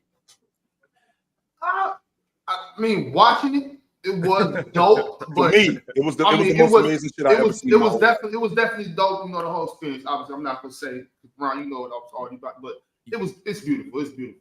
Hey, shout out to you, man. Shout out to you. Congratulations, brother. Congratulations, dog. Hey, when you were talking about that earlier, Ron, with the feeding the kids with the spoon, chill. Y'all kids really like that? My kids was not going for that. They was slapping that shit on my hand like, man, get that out of here. My daughter took the spoon out of my hand and fed herself. Yeah, like, what are you doing all this for? Man, he hated that. Maybe you just wasn't animated enough. My son enjoyed that. So you you can't just be on one plane. You gotta go up, you gotta go down, you gotta go here. You know, you gotta play around with it a little bit.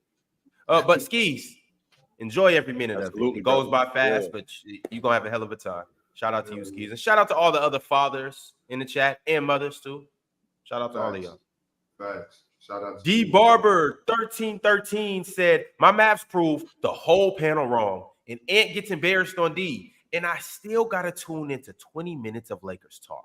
L Kings, L Rockets, L Nugs, Lakers. I'm certain that they. I'm sure. I'm not saying that it's possible. I'm sure that they have, even in areas like in Texas, probably where you from, they have Mavs broadcasts and Mavs podcasts where they talk about nothing but the Dallas Mavericks.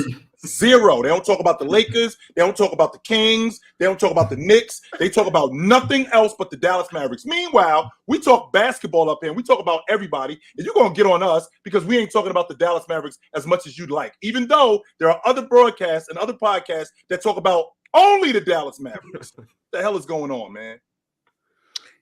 Can't make everybody happy, man. Dallas played well. I don't think anyone's going to say they did not play well. Their defense was good. They stopped them from getting to the paint. We gave them credit, I feel like. I will say this, though. We haven't spoken enough about Anthony Edwards defensively. I watched the first half back. I'm about to watch the full game with every possession back after we're done here. I will say defensively, he did have spots where it's like, okay, Luka is basically in the middle to where he's like probing the defense, and then Ant is biting off, which led to a wide open DJJ lob because Anthony Edwards lost where he was off the ball. That stuff got exposed a bit in game one. Normally he tightens up as the series goes, so we'll see. But I will agree, defensively, in moments he left a lot of things to be desired. That's fair to say. When Luka went on that 7-0 run, just him himself. Yeah, that was a big run. I felt like, okay, is the Luka coming back? Because I got Luka as the best scorer in the game. Chill. He's on his way. That's what I'm saying. We knew that was coming, though. Yeah, nobody up here, like, contrary to what Ticket was saying, I know Ticket was saying, oh, well, he won and all of this, and this. We all know that he has struggled so far. Right. Yeah. But we all know that that's not going to continue for too much longer. That's what I'm saying. How do we know that? And well, considering how great a scorer he is, that's number one. How great a scorer he is. And number two, great scorers don't get slowed down, especially with that offense and with the ball in his hands. And when I'm watching him scoring, like when he went on that 7-0 run, it looked like the easy scorer Luka. It looked like that guy who I get to wherever I want to get to. The ball feels good. The basket is this big, so it doesn't really feel like I got any issues. And he got going. And once he got going, I'm thinking to myself, oh, boy. And especially against Jaden McDaniels, especially against those guys, against that crew, I'm thinking, man, you guys got trouble. You guys are in a lot of trouble. Yeah, I would agree. DSG Piccolo said the GM was part of the problem. Neil Oshie is a basketball terrorist of a GM. Never want to see him in Portland again. And Stotts really had separated shoulder Ramadan Enos out there in drop. 100% correct. He did have the shoulder injury. He did. Remember that, Mars? We could hardly lift his arm. That was He did have that. Bad times. That was going on. Yes, it was. Big Rich said Draymond, a defensive player of the year. Warriors anchor on defense. Ticket just said he's responsible for how the Warriors play offense, yet he's not a Hall of Famer. Triple single.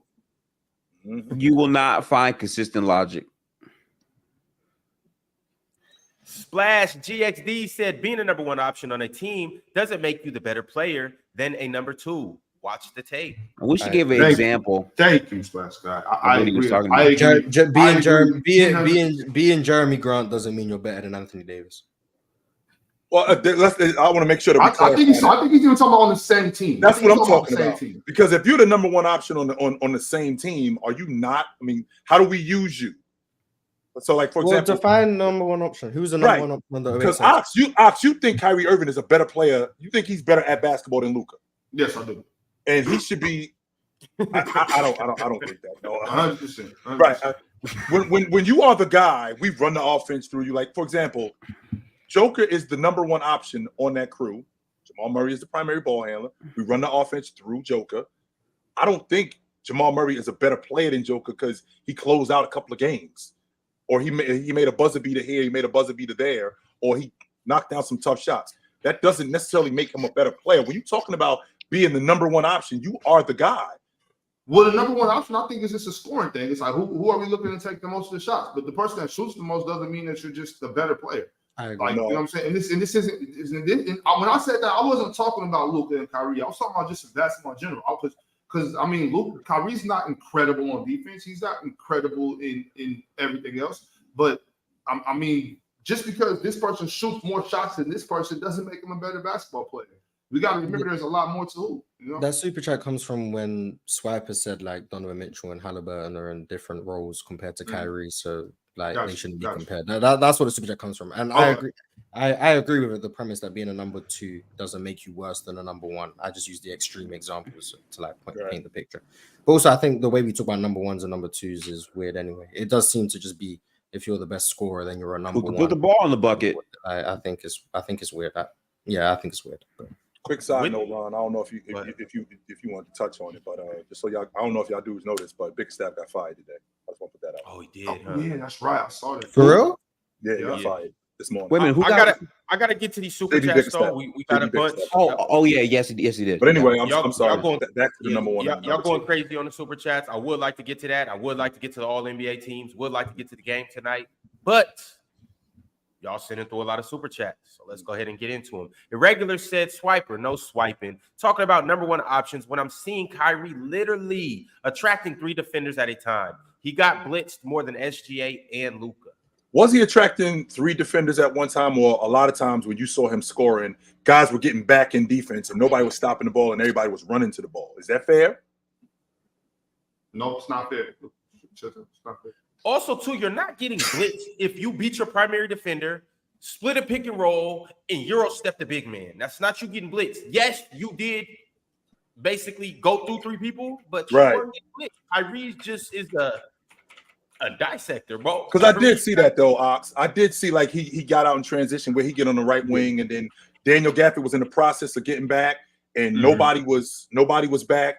Nobody was stopping the ball, so Daniel Gafford would get close to Kyrie Irving to slow him up to let let's see who was coming back.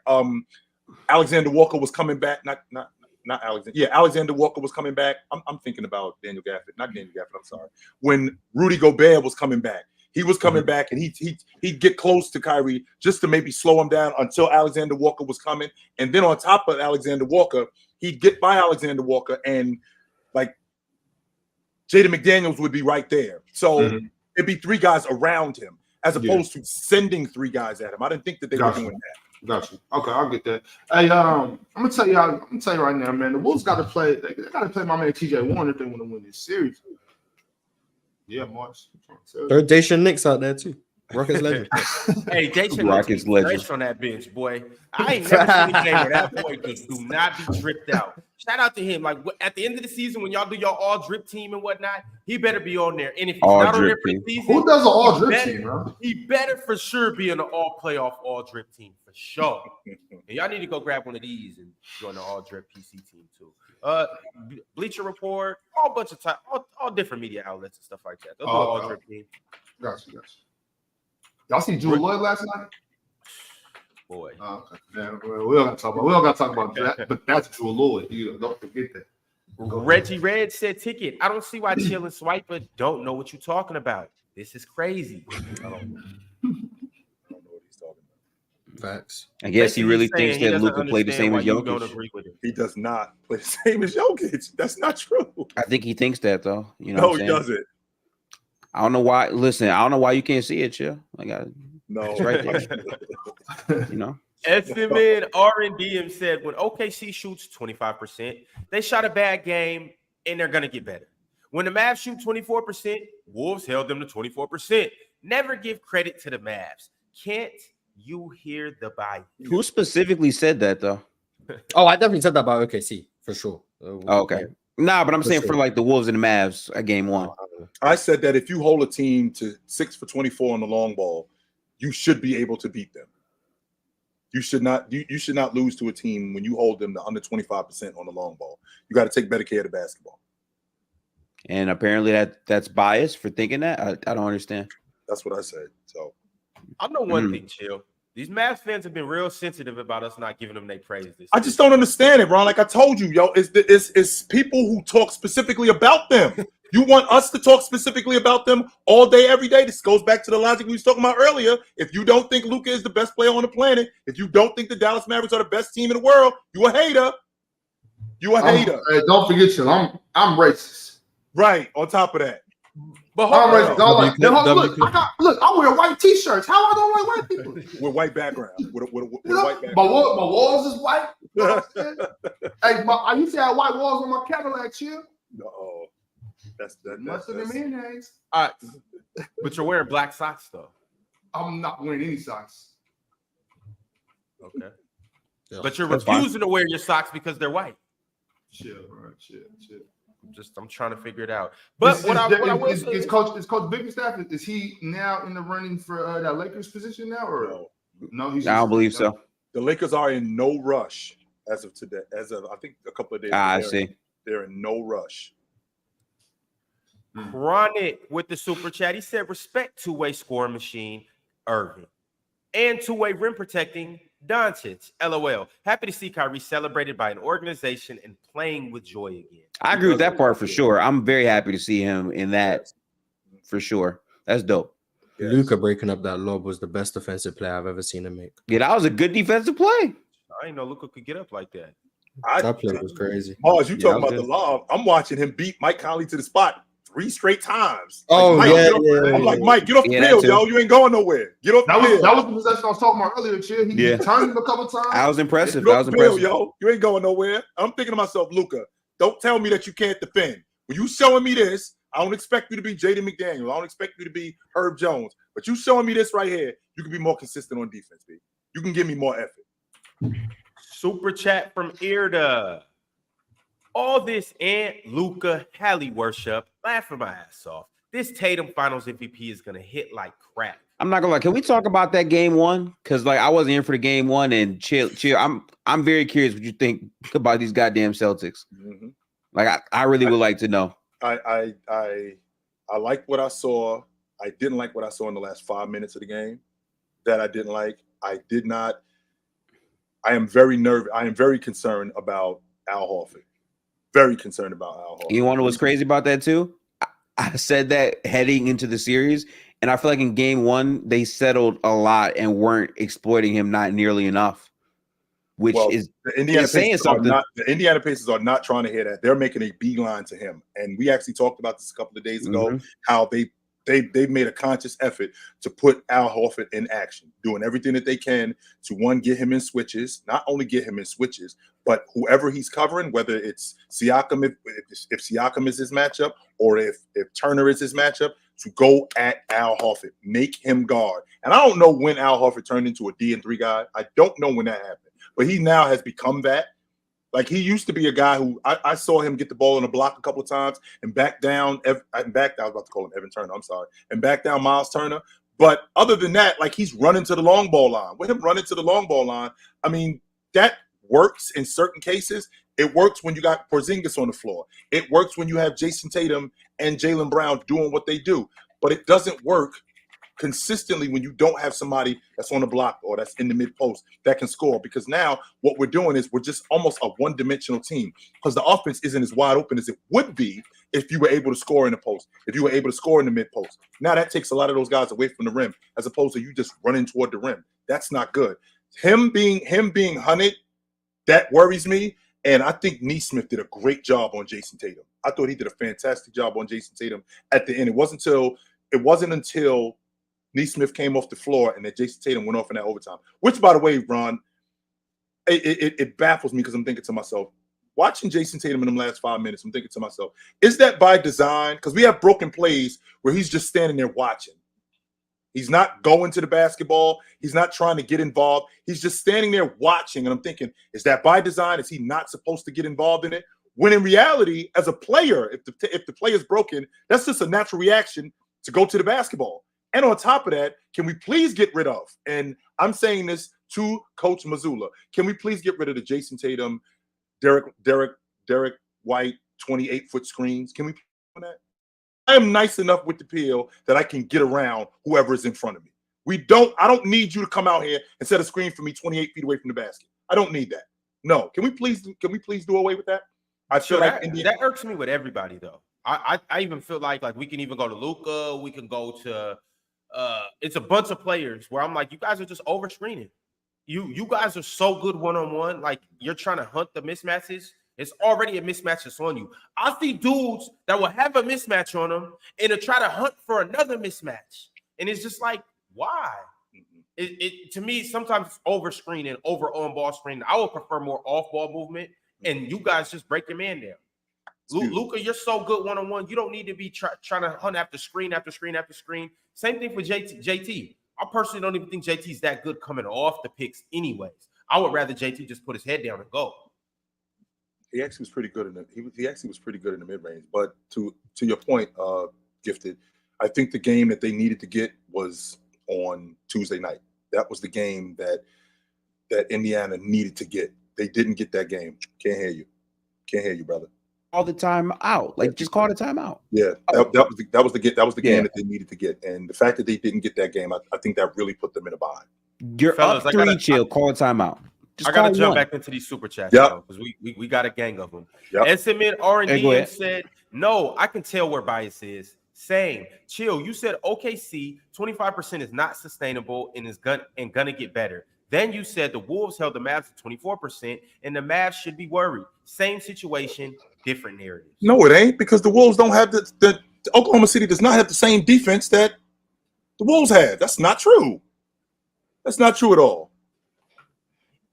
NV said, this is the longest he's ever played. It will make sense for him to be tired. This is the deepest he's been in the playoffs. I have a difficult time with that tired logic. I just do. Human beings get tired. Yes, they do. Renji223 said, the reality is MJ never even had to guard offensive players on the level of Kyrie, Booker, Luka, etc. MJ would be tired guarding them too. That's not true, man. No, that's not true. That is not true. Having to deal with Reggie Miller and Drexler, and Joe Dumars, and all of those guys, scoring guards, having to deal with a long ball shooter like Dan Marley, having to deal with those guys. Yes, he did. He absolutely did. The thing is, Jordan's just better. So it's like when he's tired, he's gonna be better than he is when he's better. That's the problem. When people compare him to Michael Jordan, other people actually think like, oh, he's like Michael Jordan because somebody said so. He's nothing like Michael Jordan. Yeah. Renji, you have no idea how good Joe Dumars was. You have no idea. Zero. Think Drew Holiday set a better scorer. God, we got to remember, like, we're not checking ID in these chats. We got some kids in here. Just, that's what just trolling. They don't know that. I'm glad you brought that up. Yeah, you're right. And nobody checking ID at the door. DSG Piccolo said, why did the Wolves have slow-mo guarding Luka so much in the game? Match slow with slow.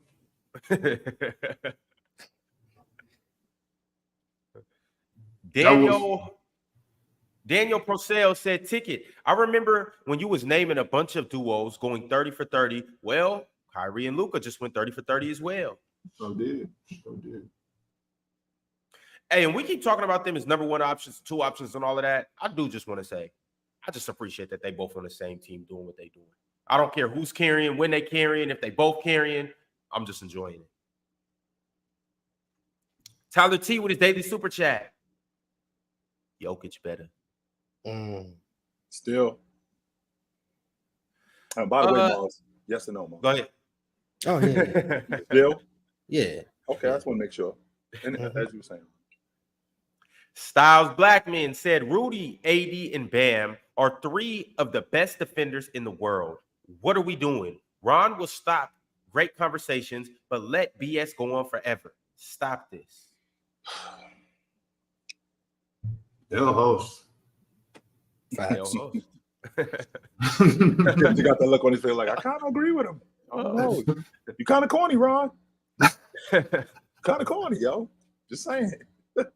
Big 41 said his last 3 games on one leg, he's averaging 31, 8.7, and 9.7, and 1.7 steals on 52, 44, 88%, and 66 true shooting percentage. Plus, he's getting PJ, Derrick Jones Jr., Lively, Gafford involved in playing better defensively. He got one leg. He on one leg because he got a boo-boo. He got an owie on his leg. He got, you know what I'm saying? He got a floorboard on his leg that bleeds every once in a while, and now he's on one leg. Man, somebody put some Neosporin on that shit and play basketball. Neosporin. Man, shit, rub some dirt on it. Oh, he got a boo-boo. Andra15789 said Luka also better in the regular season. 34, 10 and 10. Jokic stole the MVP. When it matters, They gave it to him. I don't think he stole it. he did not run in there and go, "I'll take this." Yeah, I don't he ain't vote understand himself. robbery He voted for himself. any- I don't know how Jokic stole it, but whatever. Yeah, I don't understand the argument for like stealing for any of these players. They're just MVP caliber guys. Only one player can win it. I don't know. And on top of that, last I checked, Joker's the best player on the planet. Ain't like he lost to Sabonis. Who Hey, somehow got MVP votes. I really I want to know that voter, man. I really want to know. I want to know him. Listen, whoever's Sabonis' PR team, the fact that he got a vote for DPOY, MVP. He on the Like, staff. 100% he's on the I staff. think it's Ox. 100%. I genuinely think Ox has a vote. He was cleaning up, man. Ox, you got a You vote? holding out? No, Yes, Rob. you do, Let me just address something real quick. Sound like- Because they said, well, if this was DeMontis with the owie on his knee, that I'd be making excuses for him. I didn't make excuses for DeMontis when he showed up to games with black eyes. He's getting stomped out. We like that type of physical basketball. You know what I mean? He had a broken thumb like all of last season, right? His whole hand was You know, broke, his right? hand was His whole hand was broke. He played through it. I never once said anything about it. You know, come on, man. Let's stop this. SMN RNDM with yet another super chat. He said, "But why is it that those turnovers or Cat being quiet, or Edwards being quiet? Why can't those be credited to Mavs defense? Why will it get better?" When are you gonna get out Why your it will feelings? get better? Haven't we given the Mavs defense like I don't understand why you keep Dodane so hurt. Why? Why can you talk about my team? We gave them credit multiple times. Stop crying. That's him. He's not moved. I guess not, man. Think he thinks that Don't it's talk sincere about the from Dallas you guys. Mavericks. We should spend the entire segment that we're up here today, not one segment, the entire segment, The entire whole time. time Yeah. talking about the Dallas Mavericks and Luka Doncic specifically. We should do that.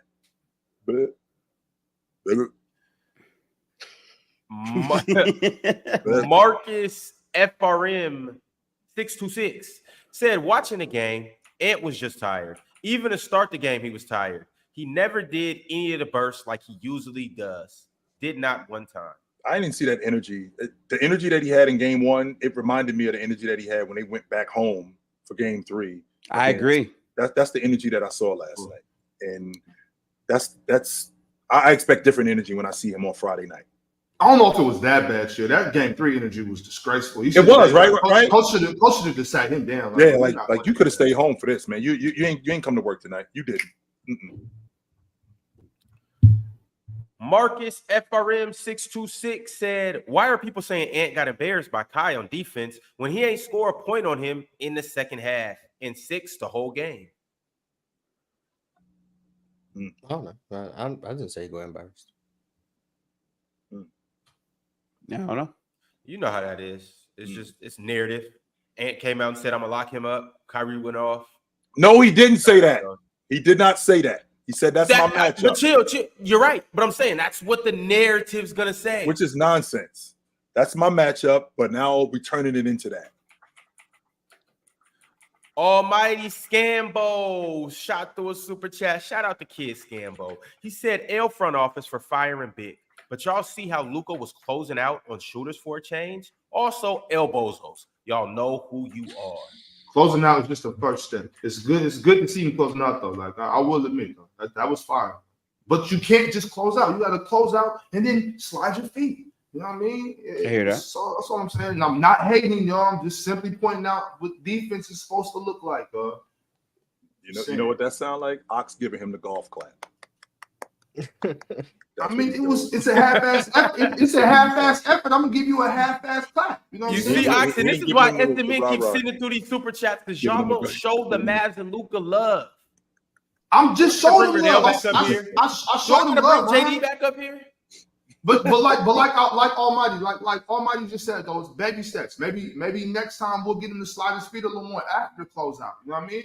But then after that, when he gets beat, I need you to chase Luka or rotate to the next man. Whatever style of defense y'all play. If you're supposed to chase and try to contest at the rim, or if you're supposed to rotate over this way, whatever it is, do something. The problem with Luka is, like for instance, sometimes you will see Luka make a quick effort, but once he gets beat, it's over. So now, Luka, the next step is Your hits sprint. You know what I'm saying? Don't just turn your hips and look at the ref like, you know, come on, man. Is Dallas straight with getting this win last night? No. No. I think Dallas is going to fight. I think game 2 is going to be very competitive. I think they see a chance to go get 2, and there's a lot of areas where Dallas, even them, didn't play a perfectly clean game. So I do expect Dallas to really come out and compete. Obviously, the pressure is going to be more so on the Wolves for not protecting home court advantage, but I expect Dallas to come out to play. I do. Duce Rhodes said JB got fired because Garland and Mobley are overrated. Plus, injury hit them at a bad time. Vogel will be hired just for the same outcome. No, he didn't. That's such a casual take. Vogel's about to get the Cavs job. Is that what you're saying? Yeah, that's such a casual. I guess. So first of all, Donovan Mitchell and JB Bickerstaff, there's a rift there, and there's a rift there. Yeah. There was talk throughout the season before they went on that 16-game winning streak that Bickerstaff was on a hot seat and that he could have gotten canned at that right there. Yes, but then they went on that win streak and Bickerstaff was coaching their asses up and they ended up winning, so they ended up taking him out of the hot seat.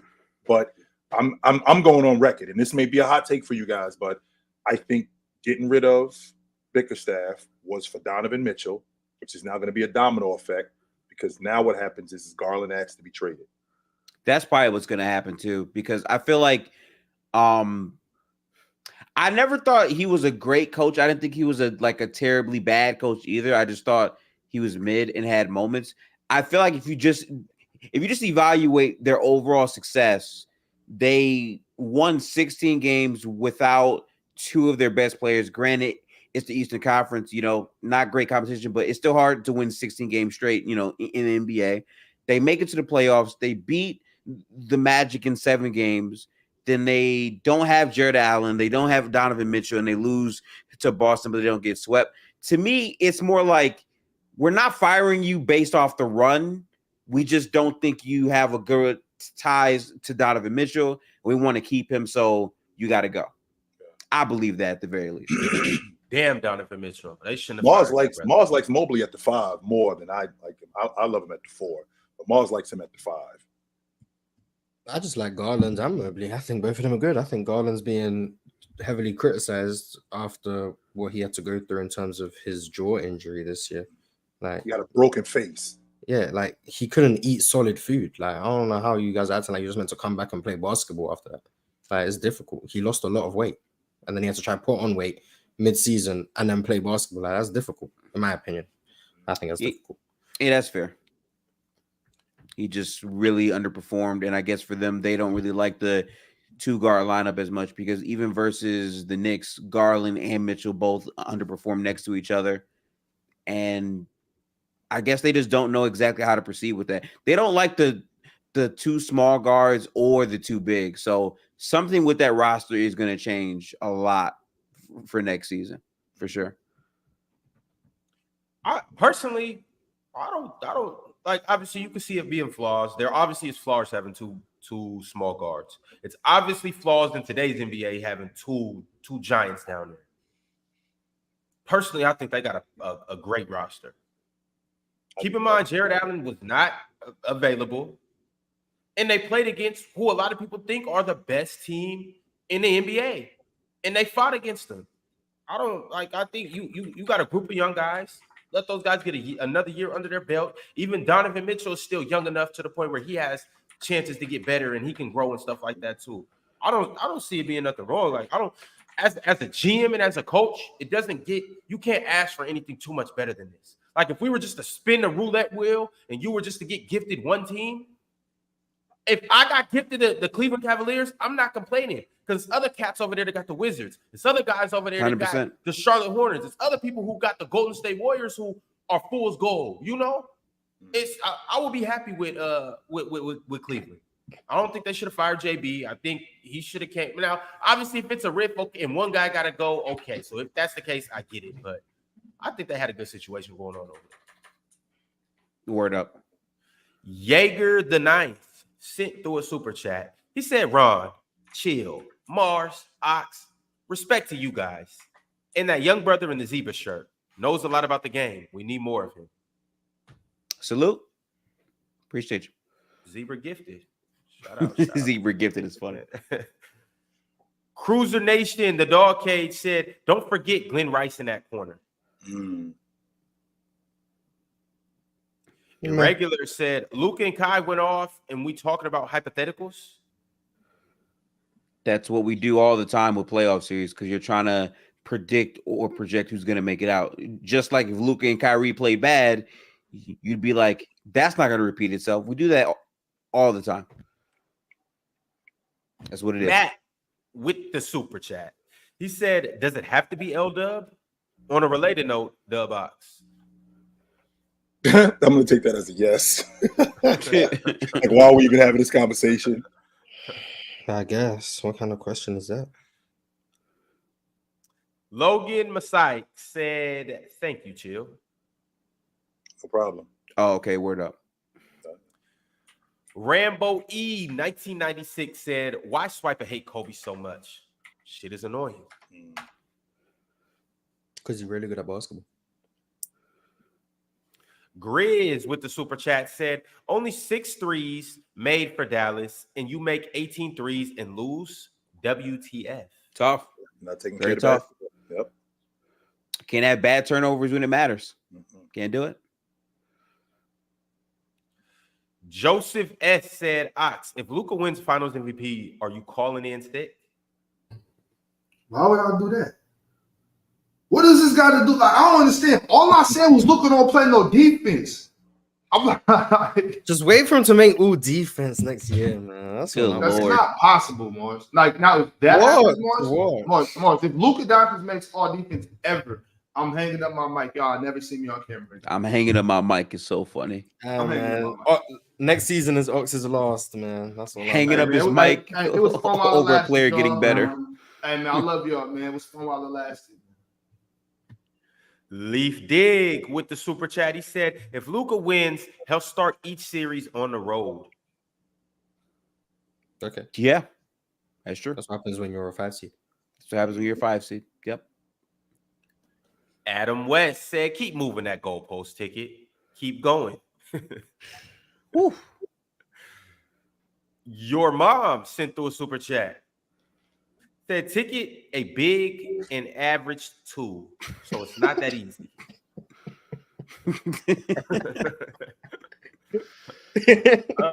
That's crazy. The Green Machine Maurice Sports said, just say you hate Jokic. SMN R&DM said top 5. MJ, KG, Kobe, LeBron, Duncan. In that order. Is this ridiculous? Everyone has their own list, man. I already care. You're on criteria. I don't know what his. Listen, I don't know what he thinks greatness is. I don't know. I have become lower on Tim Duncan in recent times. Yo, eat your crackers. My Damn, fault. why are you bringing up the bad days, man? But yeah, I am becoming lower on Tim Duncan as time goes on. So that's is what it is. Mars Glazer, huh? Whoa.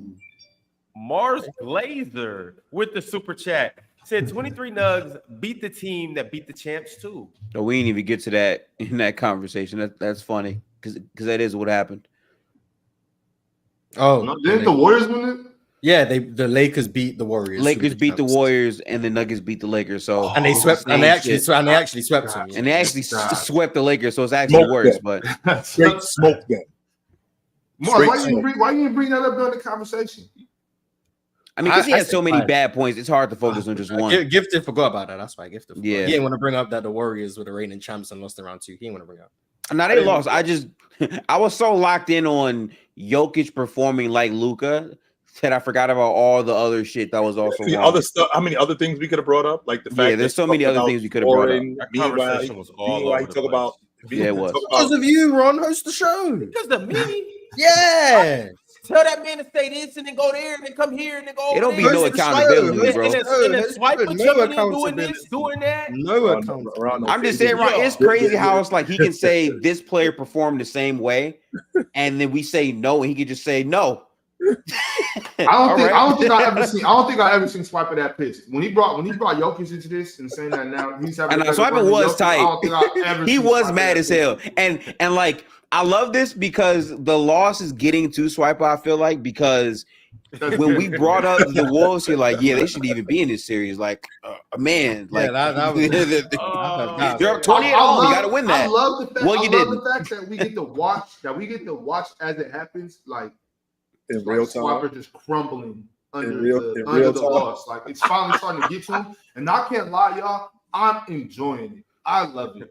Ox, I'm telling you, Ox, when he tweeted out that picture of Jokic standing for all of Game 6, like, oh, see, look, he's gonna, you know, and then they blow a 20-point lead at home. Ox, he's hurt. He's hurt a little bit. Ox, are you Bird when they beat the Lakers in '84? That quote, I took great pleasure in seeing Magic miserable. Yeah, for sure. End quote. I like this. I love this for Swiper. Like, I took great pleasure in seeing him miserable. He said great that. pleasure. Bird. That's a good character. I've ever been happier. I got a couple more super chats, y'all. Some of y'all might enjoy the rest of these. Some of y'all might hate them. The first one is from Alan L. He said L Dub. They be on Dub ass. That shit is 100% Mars or like 85 to 90%. like more than 100%. Marcus FRM 626 said, Ron, you skipped my super chatter. No, he didn't. I got He you, got to it. He I got to you. it. Got to it. No, he didn't.